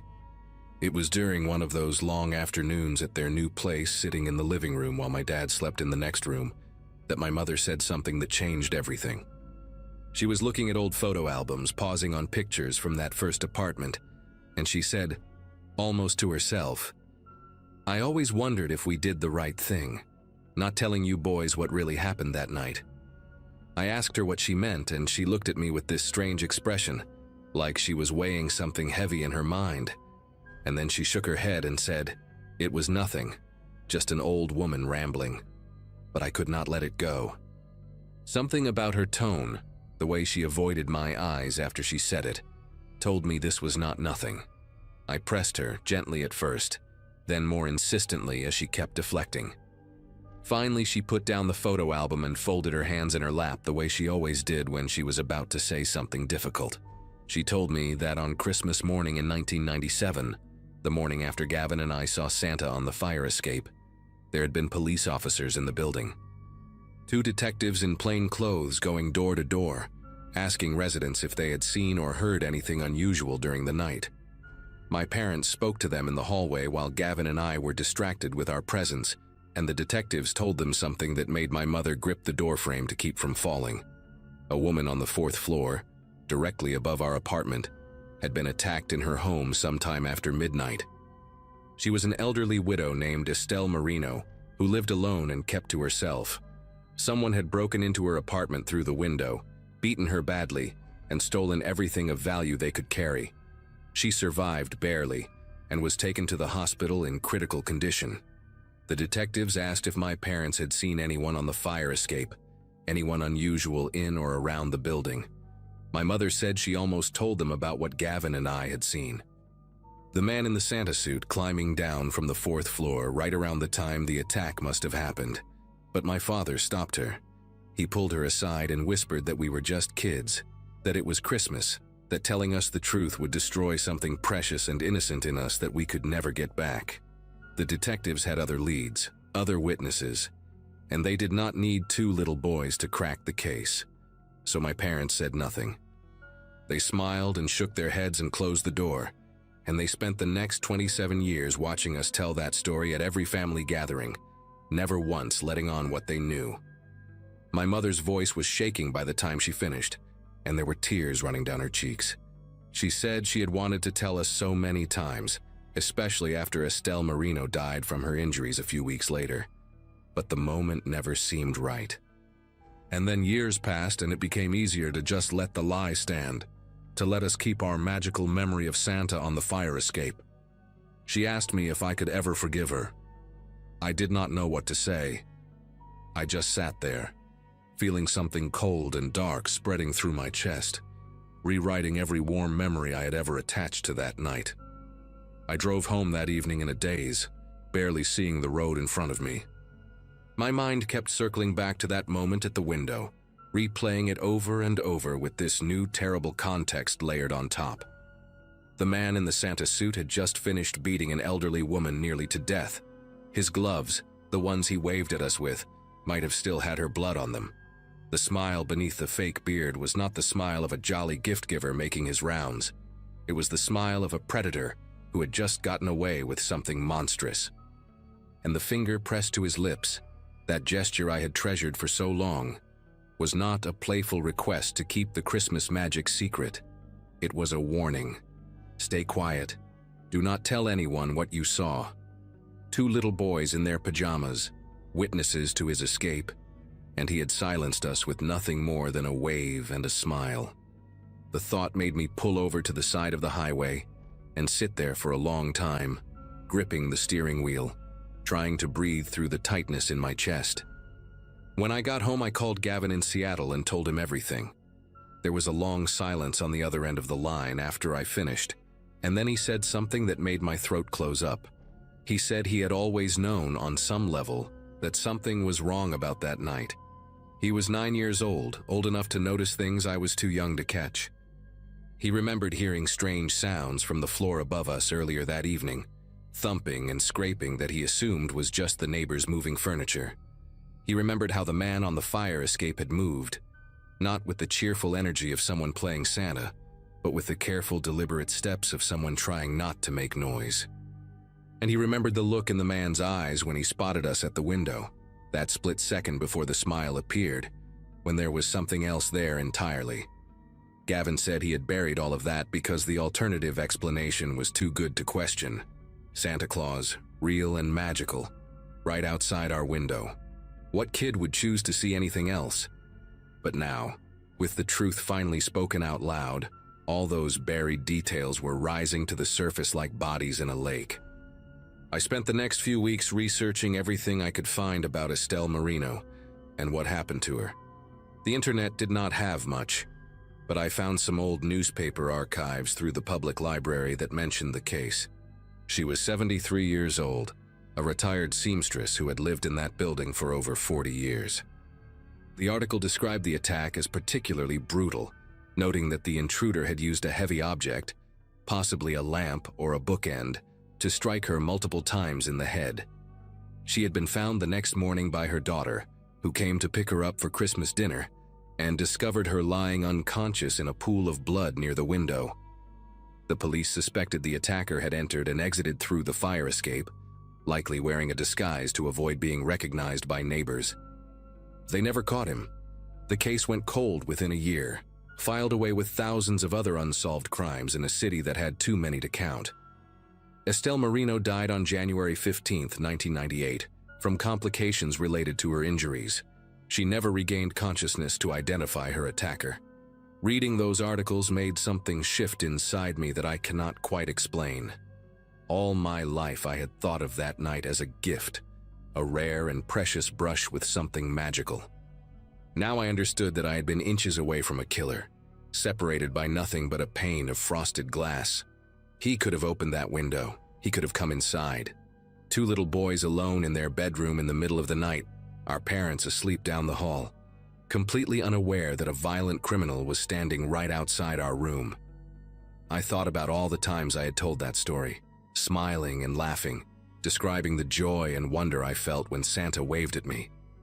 I had been celebrating a moment that happened directly after a woman was beaten nearly to death. I had been cherishing a memory of the man who killed her. The shame and horror of that realization hit me in waves, each one worse than the last. I stopped eating. I stopped sleeping. I could not look at Christmas decorations without feeling sick to my stomach. My wife thought I was having some kind of breakdown, and maybe I was. My father passed away that August, never knowing that my mother had finally told me the truth. We buried him on a Thursday in a small cemetery in New Jersey, and afterward, while the rest of the family gathered at my parents' place for food and quiet conversation, I found myself standing alone in the backyard, staring at nothing. Gavin had flown in from Seattle for the funeral, and he came outside to stand beside me. We did not say anything for a long time. Then he put his hand on my shoulder and said that he had been thinking about what to do with this thing we now knew, this terrible secret that had been weighing on both of us for months. He said he wanted to call the police, to tell them what we saw that night, even though it was almost 30 years too late. Not because he thought it would solve the case or bring anyone to justice, but because Estelle Marino deserved to have someone finally speak up for her. I thought about it for a while, watching the sun dip below the tree line, and then I nodded. We went inside and I looked up the number for the NYPD tip line, and Gavin made the call while I sat beside him, listening. The detective who called us back a few days later was polite but not particularly hopeful. He said the case had been cold for decades and that without more specific details, a description of the suspect beyond a man in a Santa suit, there was not much they could do. He thanked us for coming forward and said that our account would be added to the file, just in case anything else ever turned up. That was it. No dramatic breakthrough, no closure, no justice for Estelle Marino. Just our words added to a stack of paper in some forgotten filing cabinet, one more piece of a puzzle that would probably never be completed. But something in me loosened after that call, some knot that had been tightening in my chest since the day my mother told me the truth. I had spent my whole life keeping Santa's secret without even knowing it. Now, finally, I had broken my silence. It was not enough, but it was something. Christmas will never feel the same to me again. Every year when December comes around and I see the decorations going up and hear the carols playing in every store, I think about that man on the fire escape, his gloved hand raised in a wave, his finger pressed to his smiling lips. I think about how close he was to us, how easily he could have come through that window, how different everything could have been. And I think about Estelle Marino, alone in her apartment on Christmas Eve, the last night of her life, while two little boys in the floor below giggled under their covers and dreamed of magic. Some memories sit inside you like stones. This one will never leave me.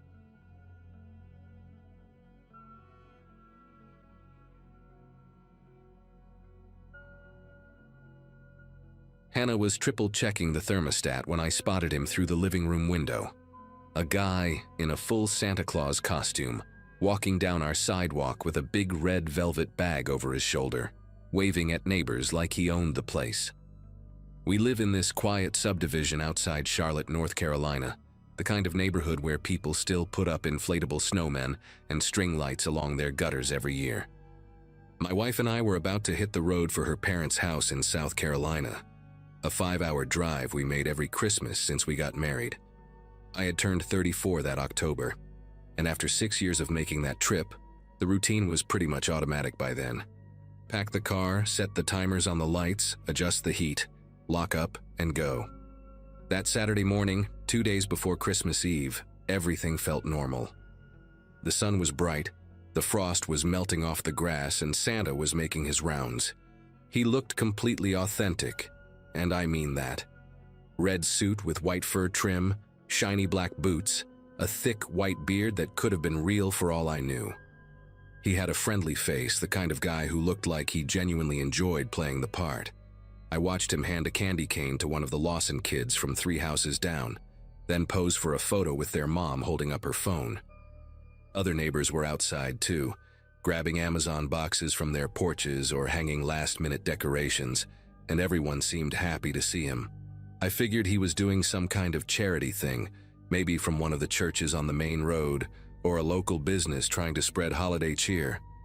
Hannah joined me at the window and smiled, saying it was nice to see people still doing stuff like that.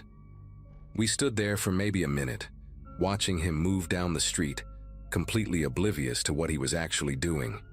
He made his way to our house about 10 minutes later. I was in the garage loading a cooler into the trunk when I heard the jingling. He had actual bells attached to his belt, which I thought was a nice touch at the time. I stepped out and he gave me this big warm smile, held out a candy cane and said something like, "Merry Christmas, neighbor," in a deep, friendly voice. We ended up chatting for a few minutes right there in the driveway. He asked if we were heading out for the holidays, and I told him yeah, driving down to see family for the week. He nodded and said half the street seemed to be doing the same thing, that it was nice to see people still making the effort to be together for Christmas. I remember thinking what a genuine guy he seemed to be. He asked about the drive, how long it would take, when we were planning to leave. I answered every single question without a second thought. Then he pointed at the Ring doorbell camera mounted next to our front door and made a joke about it. Said something about how those things must drive people crazy with all the notifications, especially around the holidays with all the delivery trucks coming and going. I laughed and told him he was right, that I usually turned off the motion alerts when we traveled, because otherwise my phone would blow up every time a squirrel ran across the porch. He chuckled at that and said it made sense, that there was no point in getting notifications you could not do anything about anyway. I even mentioned that our neighbors, the Mendozas next door, had the same system and probably did the same thing. He thanked me for the chat, wished me safe travels, and moved on to the next house. I went back inside feeling good, thinking about how nice it was to live in a neighborhood where people still looked out for each other. I had just handed a stranger a complete blueprint of our security vulnerabilities. We left for South Carolina around noon that day. The drive was uneventful. Hannah slept for most of it, and we arrived at her parents' house just before dark. Christmas Eve and Christmas Day were great, exactly what you would expect. Good food, her mom's homemade pie, her dad complaining about football, the whole routine. I barely thought about the house back in Charlotte. I checked the Ring app once or twice out of habit, but like I told Santa, I had turned off the motion alerts so there was nothing to see. Just a still image of our empty porch with the wreath on the door. We were supposed to drive back on the 27th, but Hannah's mom convinced us to stay an extra day, so we did not leave until the morning of the 28th. I remember feeling relaxed on the drive home, thinking about how nice it was to disconnect for a few days. That feeling lasted until we turned onto our street. The first thing I noticed was the Mendoza's front door standing wide open. It was maybe 40 degrees outside, way too cold to have your door open like that. Then I saw Phil Mendoza standing in his driveway talking to a police officer, his wife Carmen sitting on the porch steps with her head in her hands. My stomach tightened. I pulled into our driveway and got out, and that is when I saw our front door. It was closed, but the frame around the lock was cracked and splintered, the wood pushed inward like someone had forced it open. I just stood there staring at it for a few seconds, not fully understanding what I was looking at. Hannah came around from the passenger side and grabbed my arm. She said my name, but I could not answer her. I walked up to the door and pushed it open, and the inside of our home looked like a tornado had gone through it. Drawers pulled out and dumped on the floor, couch cushions thrown aside, the TV gone from the wall with just the mounting bracket left behind. They had taken Hannah's laptop from the office, my PlayStation, a small safe I kept in the bedroom closet that had our passports and about $400 in cash. The jewelry box on her dresser was emptied out, including her grandmother's ring that she never wore because she was afraid of losing it. Cabinets in the kitchen were open, and I later found out they had taken a bottle of whiskey and some of Hannah's prescription medication from the bathroom. It was not just robbery, it was violation. Someone had gone through every room in our home, touched everything we owned, decided what was worth taking and what was not. Hannah started crying in the hallway, and I remember feeling this weird numbness, like my brain could not fully process what I was seeing. I called 911 and a patrol car showed up about 20 minutes later, but by then I had already talked to Phil next door and learned that we were not the only ones. The 7 houses on our street got hit that week. 7. The Mendozas, us, the Lawsons down the block, an older couple named the Burkes on the corner, and 3 other families whose names I did not even know at the time. The pattern was obvious once the police started putting it together. Every single house that got broken into belonged to someone who had been away for Christmas. Every single one had told the guy in the Santa suit about their travel plans. Phil Mendoza told me he had a full conversation with Santa about driving to Florida to see his brother, even mentioned which days they would be gone. The Lawsons had talked about flying out on Christmas morning. The Burkes told him they were spending the week with their daughter in Virginia. All of us had stood in our driveways or on our porches and given this stranger our complete schedules, and he had written it all down somewhere in that big red velvet bag. The cops told us later that he probably had a notebook or a phone in there, keeping track of everything while he smiled and handed out candy canes. The detective who took over the case was a woman named Reese, and she was the one who finally explained how it all worked. She said this kind of thing was more common than people realized. Criminals using holiday disguises to scout neighborhoods because nobody suspects Santa Claus. She told me that the guy had probably walked our entire street in under 2 hours and collected enough information to plan a week's worth of burglaries. The costume gave him the perfect cover. People invited him into conversations, took photos with him, let their kids hug him. Nobody asked for identification or wondered why he was there because the Santa suit answered every question before it could be asked. Detective Reese said they had found similar cases in other states, guys dressing up as delivery drivers during the holidays, fake charity collectors, even people pretending to be carol singers. The holiday season makes everyone trusting, she said, and predators know how to exploit that. I sat in my ransacked living room listening to her explain all this, and I kept thinking about how I had smiled at him, shook his hand, wished him a Merry Christmas. The worst part was the conversation about the cameras. I could not stop replaying it in my head for weeks afterward. He had brought it up so casually, like it was just small talk, just a friendly observation about modern technology. And I had answered him without thinking, told him exactly how to avoid being recorded. I even mentioned the Mendozas, pointed right at their house and said they probably did the same thing. When Phil found out about that, he did not say anything to me, but I could see it in his face. His wife, Carmen, would not look at me for months. I had basically drawn a map for the guy, told him which houses were vulnerable and when they would be empty. Detective Reese said I should not blame myself, that these people were professionals and knew exactly what questions to ask, but that did not make me feel any better. I had spent years building a life in that neighborhood, and in one 5-minute conversation, I had helped destroy the sense of safety that everyone there used to feel.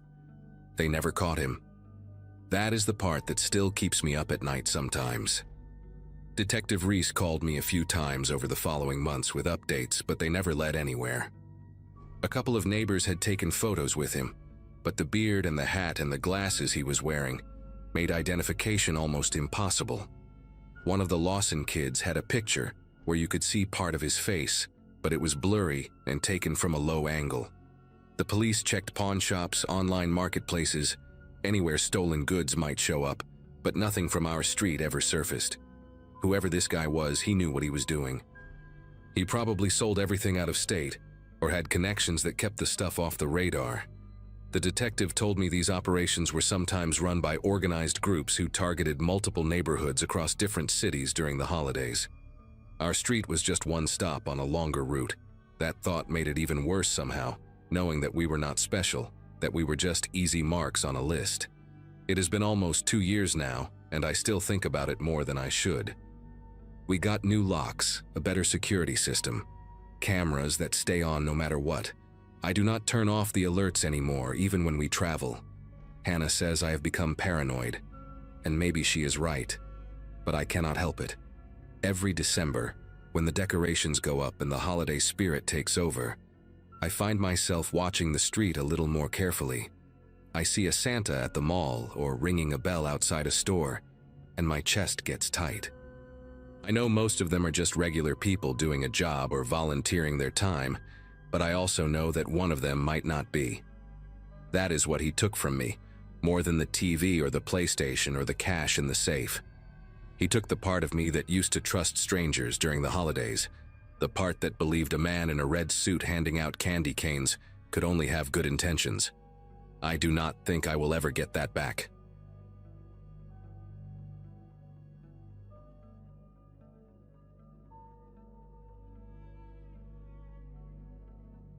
Christmas of 2024 marked the first time I hosted my entire family at my own house. After spending most of my 20s grinding through nursing school and then clocking endless 12-hour shifts at St. Francis Hospital in Portland, I had finally reached a point where life felt stable.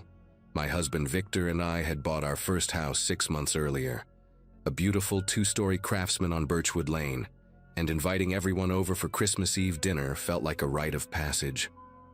My parents drove up from California. My younger brother Mateo brought his new girlfriend, and my aunt and uncle came with their 3 kids. The house was packed with 17 people total, and the chaos was exactly what I had dreamed about when we signed those mortgage papers. I remember standing in the kitchen that afternoon, watching everyone laugh and argue about the best way to season the ham, feeling like I had finally made it. The evening was loud in the best possible way. My uncle had set up a speaker system in the backyard, blasting a mix of Latin Christmas music that had the kids dancing on the patio.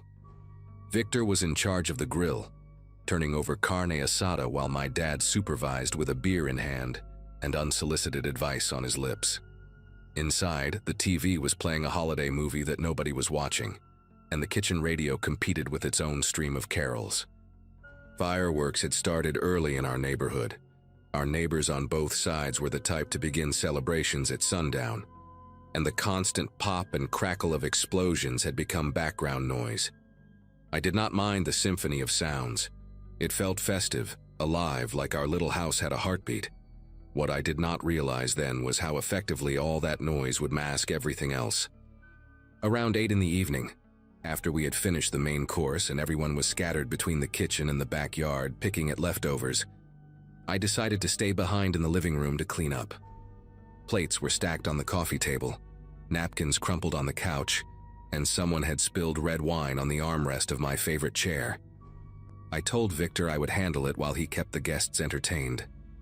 The living room sat at the front of the house, separated from the kitchen by a long hallway, and with the back door open for people to flow in and out, I could barely hear the conversations happening just 50 feet away. I had my own music playing on my phone, a podcast actually, some true crime thing I had been binging, and I moved methodically through the mess, grateful for a few minutes of quiet productivity. The front windows faced the street, and every few seconds the sky would light up pink or green from the neighbors' fireworks. I must have been cleaning for about 20 minutes when I realized I needed extra blankets. The temperature had dropped significantly, and my aunt had mentioned that the kids were getting cold on the patio. We kept spare blankets in the upstairs hallway closet, so I paused my podcast, set down the trash bag I had been filling, and headed for the stairs. Our staircase was one of those old wooden ones that creaked with every step, and I remember thinking how much I loved that sound. It gave the house character. I climbed slowly, my legs tired from standing all day, and reached the second-floor landing. The hallway was dim, lit only by the faint glow coming from the bathroom nightlight we always left on. But as I turned toward the closet, I noticed something that made me stop mid-step. The door to our guest bedroom was open, and the light inside was on. I distinctly remembered closing that door and turning off that light before the guests arrived because I had tossed some gift-wrapping supplies in there that I did not want anyone to see. I stood there for a moment trying to rationalize it. Maybe one of the kids had wandered upstairs to explore. Maybe Victor had come up for something and forgot to turn the light off. It was a reasonable explanation, and I almost accepted it without question. But something kept me rooted to that spot in the hallway, a feeling I could not quite name. It was not fear, not yet. More like the sensation you get when you walk into a room and forget why you came in. A subtle wrongness. I took a breath and walked toward the guest bedroom, pushing the door open wider. The room looked mostly normal. The bed was made, the curtains were drawn, and the gift bags I had hidden were still sitting in the corner by the dresser. But then I noticed the closet. The sliding door was open about 6 inches, and I knew with absolute certainty that I had left it closed. I always left closet doors closed. It was one of those small habits that had followed me since childhood. Something about open closet doors at night that had always unsettled me. I walked over to the closet and slid the door open completely, half expecting to find one of my little cousins hiding inside as a prank. But it was empty, just hanging clothes, some storage boxes on the shelf above, and the faint smell of the cedar blocks I kept in there to ward off moths. I let out a breath I did not realize I had been holding and told myself I was being ridiculous. Old houses settle, doors drift open, kids mess with things. I grabbed what I needed from the hallway closet, 2 thick quilts that my grandmother had made years ago, and headed back downstairs. But as I reached the bottom step, my phone buzzed in my pocket. I pulled it out and saw a notification from our home security app. The message read, "Front door sensor triggered at 7:47 p.m. Alert delayed due to system overload." I stared at the screen, reading those words over and over. It was now 8:23 p.m. The alert had been delayed by more than 30 minutes, and I had been in the living room the entire time. My first thought was that it must have been one of the guests coming in through the front instead of the back. People had been moving around all evening, and maybe someone had stepped out to grab something from their car. But the more I thought about it, the less sense it made. Everyone had parked in the driveway or along the side of the house, and the back door had been the main entrance all night. I scrolled through the app, looking for more information, but the system had been overwhelmed by the constant motion of 17 people and had stopped recording video clips hours ago. The notification was all I had, a single line of text telling me that something had triggered the front door sensor at 7:47 p.m., right around the time the fireworks had started getting intense, right around the time the music in the backyard had been turned up to compete with the explosions. I thought about the guest bedroom upstairs, the light, the closet door.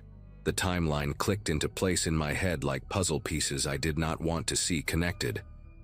I found Victor in the backyard, laughing at something my uncle had said, a fresh beer in his hand. I pulled him aside and showed him the notification, whispering so I would not alarm anyone else. He looked at the screen, then at me, and I could see him going through the same mental gymnastics I had. He asked if I was sure about the guest bedroom, if maybe I had just forgotten. I told him I was certain that I had specifically closed that door and that light because of the gifts. His expression changed then, the easy smile fading into something more serious. He handed his beer to my brother and told me to stay outside with everyone while he checked the house.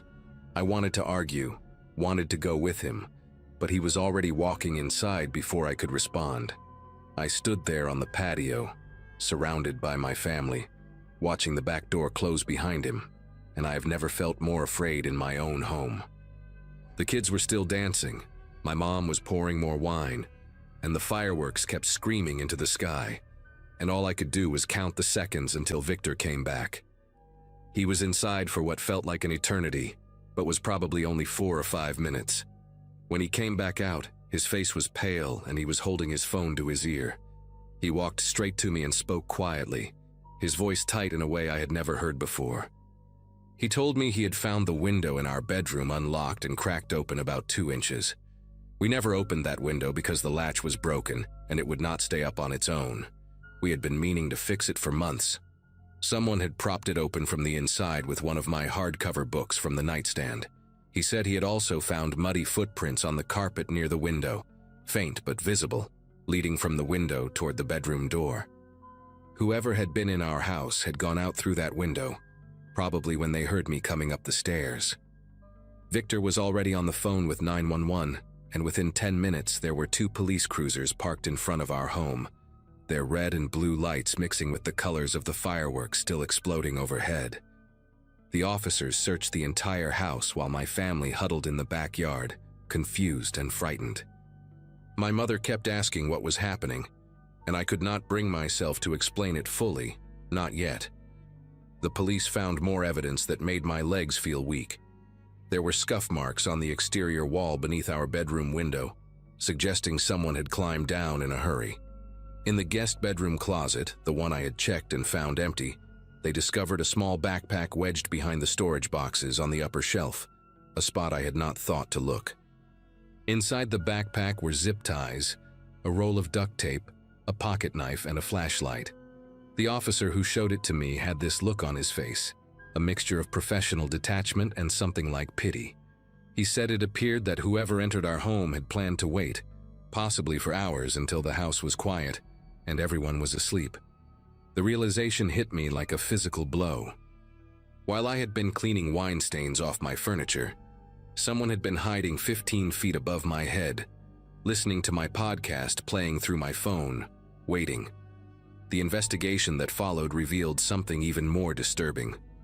Over the next few weeks, detectives connected our case to a string of similar incidents across the Portland metro area. A group of 3 men had been targeting homes specifically on Christmas Eve, taking advantage of the noise, the distractions, and the predictable patterns of holiday gatherings. They would scout neighborhoods in the days leading up to the holiday, looking for houses with large families arriving, multiple cars in driveways, and signs of outdoor celebrations. Their method was always the same: enter through an unlocked door or window during the loudest part of the evening, hide somewhere inside the home, and wait until the early hours of the morning when everyone was asleep. The police told us they had successfully burglarized at least 6 homes that way over the previous 2 years, and in 2 of those cases, the homeowners had woken up during the robbery and been physically assaulted. We were lucky, the detective said. The fact that I had gone upstairs when I did, that I had noticed the light and the closet door, had likely scared him off before he could settle in for the night. They caught all 3 of them in February after a neighbor's security camera captured their faces during another attempted break-in. I still live in that house on Birchwood Lane. Victor and I talked about moving, but in the end, we decided we would not let what happened take our home from us. We replaced every window latch, installed a better security system with backup alerts, and added motion sensor lights to every corner of the property. My family still comes over for holidays, though now we keep the music a little lower, and I find myself checking every room more times than I probably need to. Sometimes late at night, I think about how close it all came to being different. I think about what would have happened if I had not needed those blankets, if I had just stayed downstairs cleaning until everyone went to bed. I think about that backpack with the zip ties and the duct tape, and I think about the man who packed those items, who waited in my closet in the dark, listening to my footsteps below. Christmas Eve still makes me nervous in a way it never did before. I light candles, I play music, I watch my nieces and nephews run around the backyard, but part of me is always listening now, always checking the shadows, always aware that safety is something you can never fully guarantee, no matter how many people are in the room with you.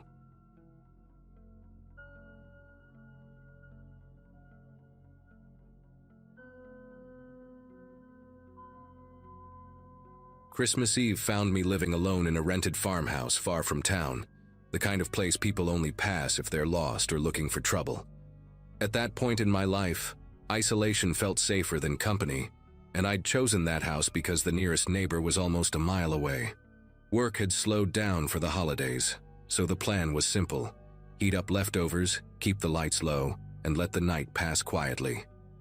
Snow hadn't fallen yet, but the cold sat heavy in the air, pressing against the walls like a weight. The wind kept pushing through the trees, making the porch creak in a way I'd learned to ignore. I remember standing at the sink, rinsing a mug, thinking how silent everything felt for a night that was supposed to be warm and full. The radio hummed softly in the background, some old holiday song distorted by static. That quiet, ordinary moment is burned into my memory now. The first sound that didn't belong was a dull thud against the front door, not loud enough to be urgent, but wrong enough to pull my attention. Another followed, heavier, like a shoulder instead of a hand. Through the frosted glass, a shadow shifted back and forth, uneven, swaying slightly. When a voice came through the door, it was slurred and thick, asking for someone by name, a name I didn't recognize at all. I answered through the door, telling him he had the wrong place, trying to keep my tone calm and steady. He laughed in a way that didn't match anything I'd said, then insisted I stop lying to him. The smell of alcohol seeped in when he leaned closer to the door, sharp and sour even through the wood. Each sentence he spoke circled back to the same demand. He needed to see someone who wasn't there. I cracked the door just enough to see him clearly, which I regret to this day. He was older than I expected, beard uneven, eyes glassy, clothes damp as if he'd been walking for hours. One hand kept flexing at his side, opening and closing like it was remembering something it used to hold. I told him again that nobody by that name lived there, that he needed to leave, that I could call for help if he didn't. That's when his tone changed, dropping low, accusing me of hiding her, of thinking I was smarter than him. He shoved the door before I could react, the frame splintering as it gave way. The radio fell silent when it hit the floor, and suddenly the house felt much smaller. The next few minutes blurred together, but certain details won't leave me. His boots scraping across the wood floor, knocking over a chair as he moved deeper inside. The way he kept calling out that same name, louder now, angrier, like the walls were supposed to answer him. I grabbed the only thing within reach that felt solid enough to matter, my heart pounding so hard it drowned out my own thoughts. I shouted for him to leave, back toward the kitchen, every step calculated and slow. When he lunged, it wasn't with purpose, just rage and momentum. What happened after that stays locked behind a fog of noise, impact, and the smell of spilled liquor mixing with pine cleaner. When it finally stopped, the house went quiet again, but it was a different kind of quiet than before. I stood there for a long time afterward, listening to the furnace kick on and off, trying to understand what had just happened inside my own living room. The intruder lay motionless near the doorway, his breathing shallow and uneven, eyes half open but unfocused. Blood had soaked into the edge of the rug in a dark, spreading shape that didn't match anything festive about the night. My ears rang, not from sound but from adrenaline, and every small noise in the house felt amplified. I remember noticing a crack in the wall I'd never seen before, and wondering if it had always been there. My legs felt weak, like they belonged to someone else entirely. The cold from the open door crept across the floor, brushing against my ankles, and that's when I realized I was still barefoot. Eventually, instinct took over where thought couldn't. I backed away, grabbed my phone, and stepped outside into the freezing air to call for help. My voice sounded wrong to me, flat and distant, as I explained that someone had broken in and there'd been an altercation. I didn't know what else to call it at the time. While I waited, I watched my breath cloud up in front of me, counting each one like it might keep me grounded. The wind carried the smell of wood smoke from somewhere far off, mixing with the sharp scent clinging to my clothes. When headlights finally appeared down the long dirt drive, relief came mixed with a sudden fear of what I was about to say out loud. The people who arrived didn't ask many questions, at least not the kind I expected. They walked through the house slowly, exchanging looks instead of words, pausing when they saw the damage near the door. One of them asked if I knew the man's name, and I said no, because I truly didn't. Another asked who he'd been looking for, and when I repeated the name, he'd kept shouting. There was a brief, tense silence. I caught a flicker of recognition pass between them before they moved on. The man was taken away without ceremony, wrapped in a blanket that quickly darkened. Nobody explained where he was going or what would happen next. After that night, things changed in ways that never made it into any official report. Neighbors I'd barely spoken to before started leaving food on my porch without knocking, avoiding eye contact if I saw them in town. Someone fixed my door while I was away, refusing payment and telling me it was better that way. The name the intruder had kept repeating became something people avoided, like saying it might bring him back. No charges were ever mentioned, no follow-ups made. Life moved on around me, but Christmas Eve never felt the same again. Even now, when the wind hits the house just right, I think about how quickly ordinary silence can turn into something else entirely. In the weeks that followed, I stayed in that house longer than I probably should have, trying to convince myself that leaving would mean letting the night win. I scrubbed the floor where the rug had been, even after the stain was gone, until the wood lost its shine. Sleep came in short bursts, always shallow, always interrupted by dreams where someone stood just out of sight, calling a name that echoed through empty rooms. I stopped playing music at night because silence felt easier to control than sound. Every knock, even during the day, made my chest tighten in a way I couldn't explain to anyone. People around town acted kind but careful, like they were handling something fragile. Nobody asked for details and nobody offered explanations either. Eventually, I asked one of the older locals about the name, doing my best to sound casual. The conversation ended faster than it began, his expression closing off as if I'd crossed a line without knowing it. He told me some things were better left where they fell and suggested I focus on moving forward. That answer followed me home, sitting heavier than any clear explanation would have. It was then I noticed small things that hadn't registered before, like how the mailbox had once been repainted over an older name, or how the barn behind the house had been locked from the outside for years. None of it proved anything, but it all hinted at a past I'd unknowingly stepped into. I stopped asking questions after that. By the time spring started pushing through the frost, I made the decision to leave. Packing felt strange, like I was dismantling a life that never fully belonged to me. On my last night there, I walked through each room with the lights on, touching the walls, listening to the house settle. Nothing happened, no sounds, no shadows, just an overwhelming sense of finality. I locked the door, slid the key into the drop box, and didn't look back down the long drive. The house disappeared behind the trees, swallowed by distance and darkness. Some places don't need ghosts to be haunted. Even now, years later, I think about how easily I could have ignored that first knock. The official version of events never existed, and I learned to live without one. What matters is that the situation ended, and I walked away alive, carrying answers I didn't ask for and questions I no longer chase. The locals moved on, and so did I, but there's an unspoken understanding that binds us to that night. Christmas Eve still makes me uneasy, no matter where I am. Silence, I've learned, can hold more weight than any confession.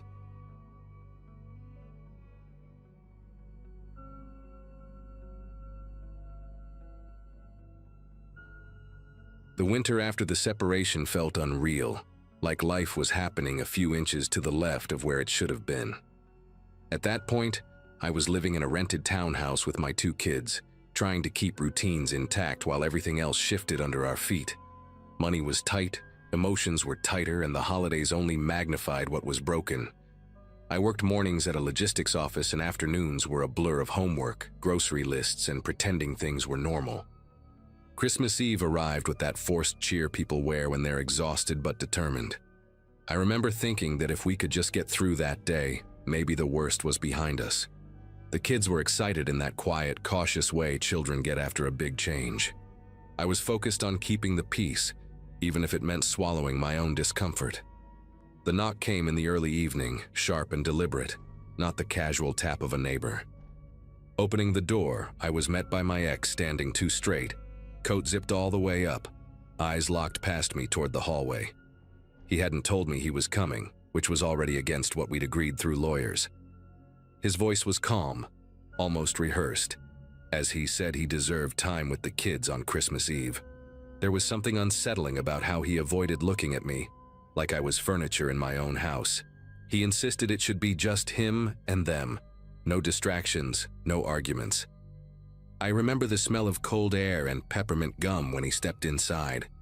Every instinct told me this was a bad idea, but I was tired of fighting and didn't want a scene in front of the kids.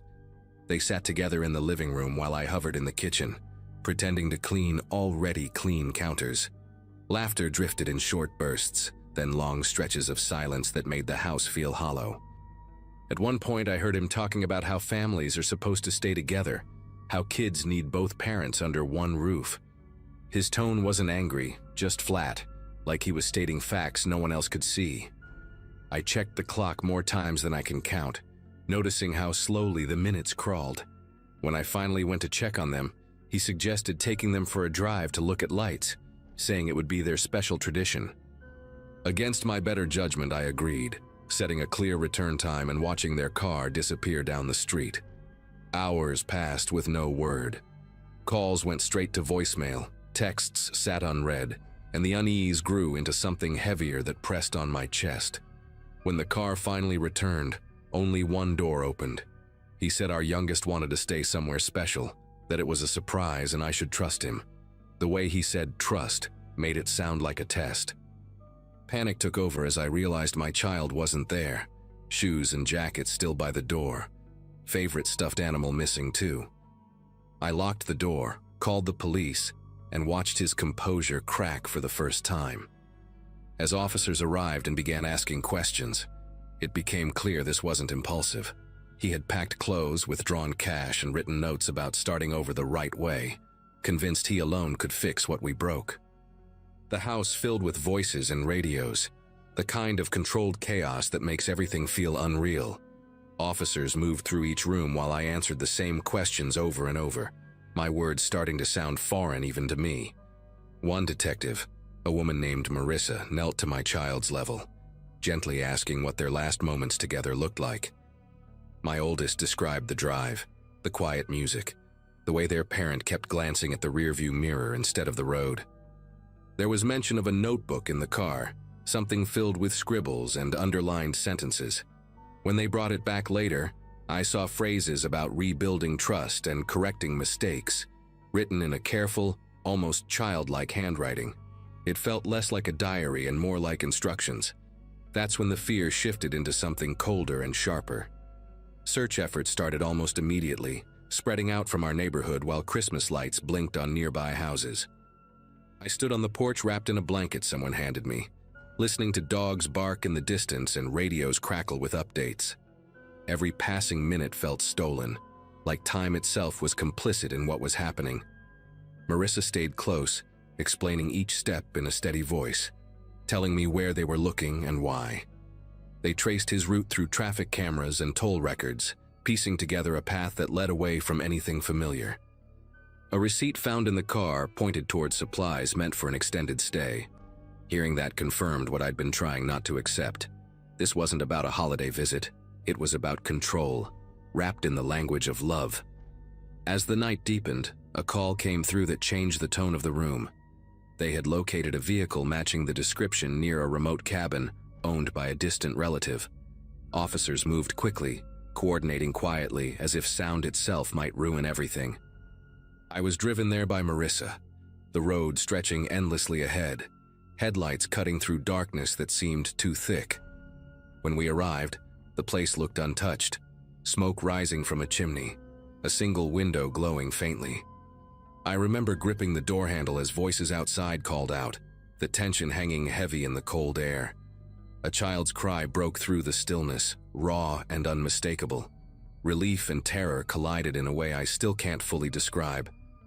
They brought my child out wrapped in a jacket far too big, eyes wide but alert, clutching that familiar stuffed animal like an anchor.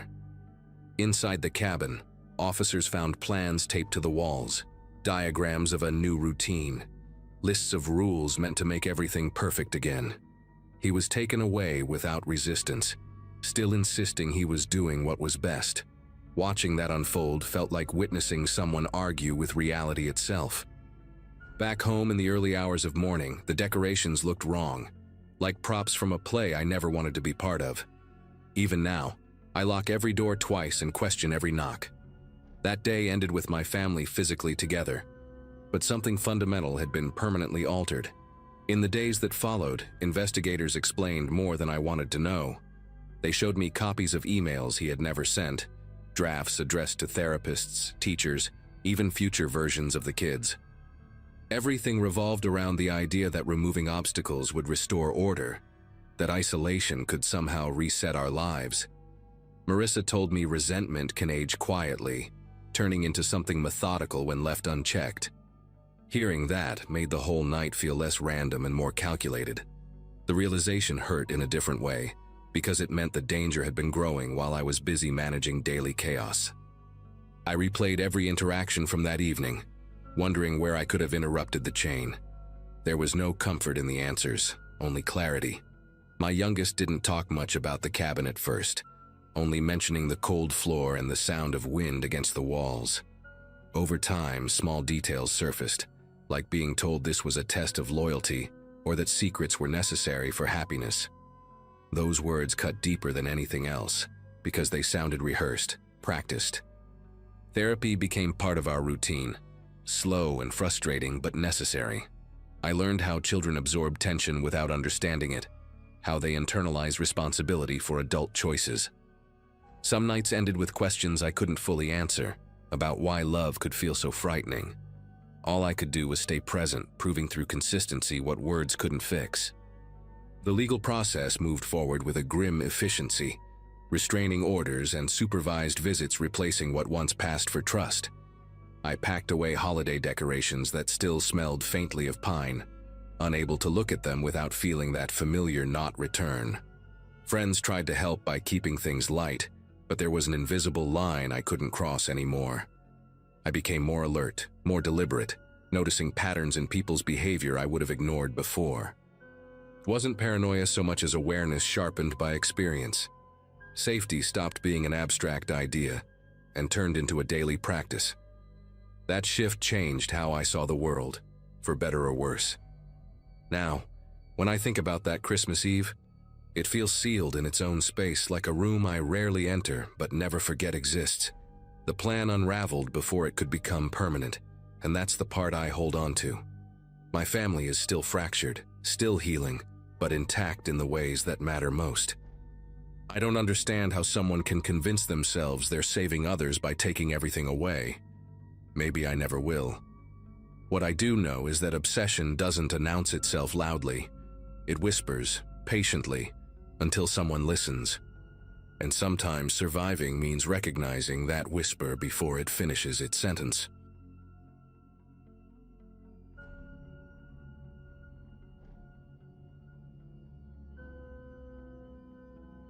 Christmas week had already been chaotic before the snow even started. I had driven out to my aunt's place to help her host a small family gathering, expecting a loud house, too much food, and a couple of uncomfortable nights on an old couch. At that point in my life, things were steady but dull, long work days, not much excitement, and honestly, I welcomed the forced pause. The house sat at the edge of a wooded neighborhood, nothing isolated, but not close enough to neighbors to feel crowded either. By the afternoon, thick snow began falling harder than anyone predicted, turning the driveway into a white slope and cutting off the main road. Phones buzzed with alerts saying travel wasn't recommended, and suddenly leaving wasn't an option anymore. What was supposed to be a quick visit turned into everyone being stuck together overnight. At first it felt cozy, almost movie-like, with lights glowing in the windows and snow piling up outside. None of us thought anything bad could happen on a night like that. The house itself had a strange layout that always made me uneasy. From the back windows, you could see the yard stretch farther than expected, ending at an old storage shed that leaned slightly to one side. During the day, it looked harmless, cluttered with tools and half buried by snowdrifts. That evening, while we cleaned up after dinner, I noticed the outdoor motion light flicker on briefly, then shut off again. No one else seemed to notice, and I told myself it was probably snow triggering the sensor. Still, I kept glancing at the back window, watching flakes whip sideways under the porch light. The wind made odd scraping sounds along the fence, sharp and irregular. Every now and then, the shed disappeared behind swirling white, then reappeared, darker than the yard around it. I remember thinking the backyard felt bigger at night, stretched out and harder to read. That was the first moment the night stopped feeling festive to me. Most of the house went quiet earlier than expected. People were tired, kids asleep, and the storm kept pounding the roof with a low, constant hiss. I stayed up longer than I should have, sitting near the back window with my phone, trying to get a signal. That's when I noticed movement near the shed. Not fast, not dramatic, just a shape where there hadn't been one before. I leaned closer, wiping condensation from the glass, and saw a figure standing near the side of the structure. They weren't walking through the yard, just lingering, like they knew exactly where they wanted to be. The motion light didn't turn on this time, which somehow made it worse. I waited for the figure to move again, half expecting it to vanish like my imagination playing tricks. Instead, it shifted slightly, enough to confirm it wasn't part of the storm. I stepped back from the window without making a sound. I didn't wake anyone right away, and that still bothers me. Instead, I watched from different angles, checking other windows, trying to understand what I was seeing. By the time I grabbed a flashlight and looked down at the yard, the figure was gone. What wasn't gone were the marks in the snow. Heavy footprints led from the fence line toward the shed, deep and deliberate, not rushed. Near the shed door, snow had been disturbed, and a metal tool lay half-buried, like it had been dropped and forgotten. That's when I checked the outdoor camera feed on my phone. The footage was incomplete, grainy, cutting out every few seconds, but it showed enough. Someone had been there earlier, circling the yard slowly, checking angles, stopping near windows. The recording ended abruptly, like the signal had been interrupted. Standing alone in that quiet house, I realized whatever had been planned hadn't finished, but not because someone changed their mind. I woke my aunt after that, and the mood in the house shifted fast. Sleepy confusion turned into tight silence as we checked doors, locked windows, and pulled everyone into the living room. No one wanted to say the word intruder, but it hung there anyway. The snow outside kept falling, erasing details even as we tried to study the yard with flashlights. When daylight finally crept in through the curtains, the backyard told a clearer story. The footprints hadn't wandered randomly. They traced a clean path from the fence to the shed and back again. Someone had avoided the porch light entirely, staying in blind spots. Near the shed, we found a small canvas bag tucked behind a stack of firewood. Inside were gloves, a pry bar, and zip ties sealed in plastic. No one brought tools like that by accident. The shed door showed fresh damage, a splintered edge where someone had tested the lock and stopped. It wasn't forced open, just weakened enough to come back later. That detail stuck with me, the idea that whoever it was hadn't been in a rush. The storm had given them cover, sound, and time. We checked the rest of the yard and found more signs near the back of the house, places where snow had been brushed away near windows, as if someone had leaned in to look. Inside, the kids were kept away from the windows, and the adults spoke in low voices, careful not to panic anyone. Cell service was spotty, but eventually a call went through to local authorities. They said help would come when roads cleared, which felt like an eternity away. Until then, we were on our own in a house that suddenly felt exposed. While we waited, we reviewed the camera footage again, frame by frame. The person never showed their face clearly, always staying just outside the strongest light. At one point, they paused near the shed and looked straight toward the house, head tilted slightly, like they were listening. The camera cut out right after that. We realized the interruption wasn't random. The signal dropped only when the figure stood close to the shed's side wall. That wall backed up to the utility box for the outdoor wiring. Someone had likely known where to stand. The idea that this was planned, not spontaneous, settled heavy in my chest. If the storm hadn't trapped us there, if we'd left earlier like planned, the house would have been empty. That thought made the room go very quiet. By late morning, the snow finally eased and tire tracks appeared on the road beyond the trees. When officers arrived, they confirmed what we already feared. The tools weren't random, the path through the yard was intentional, and the shed damage suggested staging. Whoever it was had likely expected an empty house after dinner, not a group stranded by weather. Chance had ruined their timing. The officers took the bag, photographed everything, and told us this kind of setup wasn't unheard of during holidays. As they left, one of them said something I haven't forgotten. They'll usually come back if they think they weren't seen. That night, no one slept near a window. We kept lights on, doors barricaded, and watched the yard until exhaustion finally won. The rest of the day passed in a strange, stretched-out tension. We tried to go back to normal Christmas routines, reheating food, making coffee, keeping the kids distracted with movies, but everything felt staged, like we were pretending for the sake of sanity. Every sound outside pulled attention toward the windows. Snow slid from tree branches with dull thuds, and each one made someone flinch.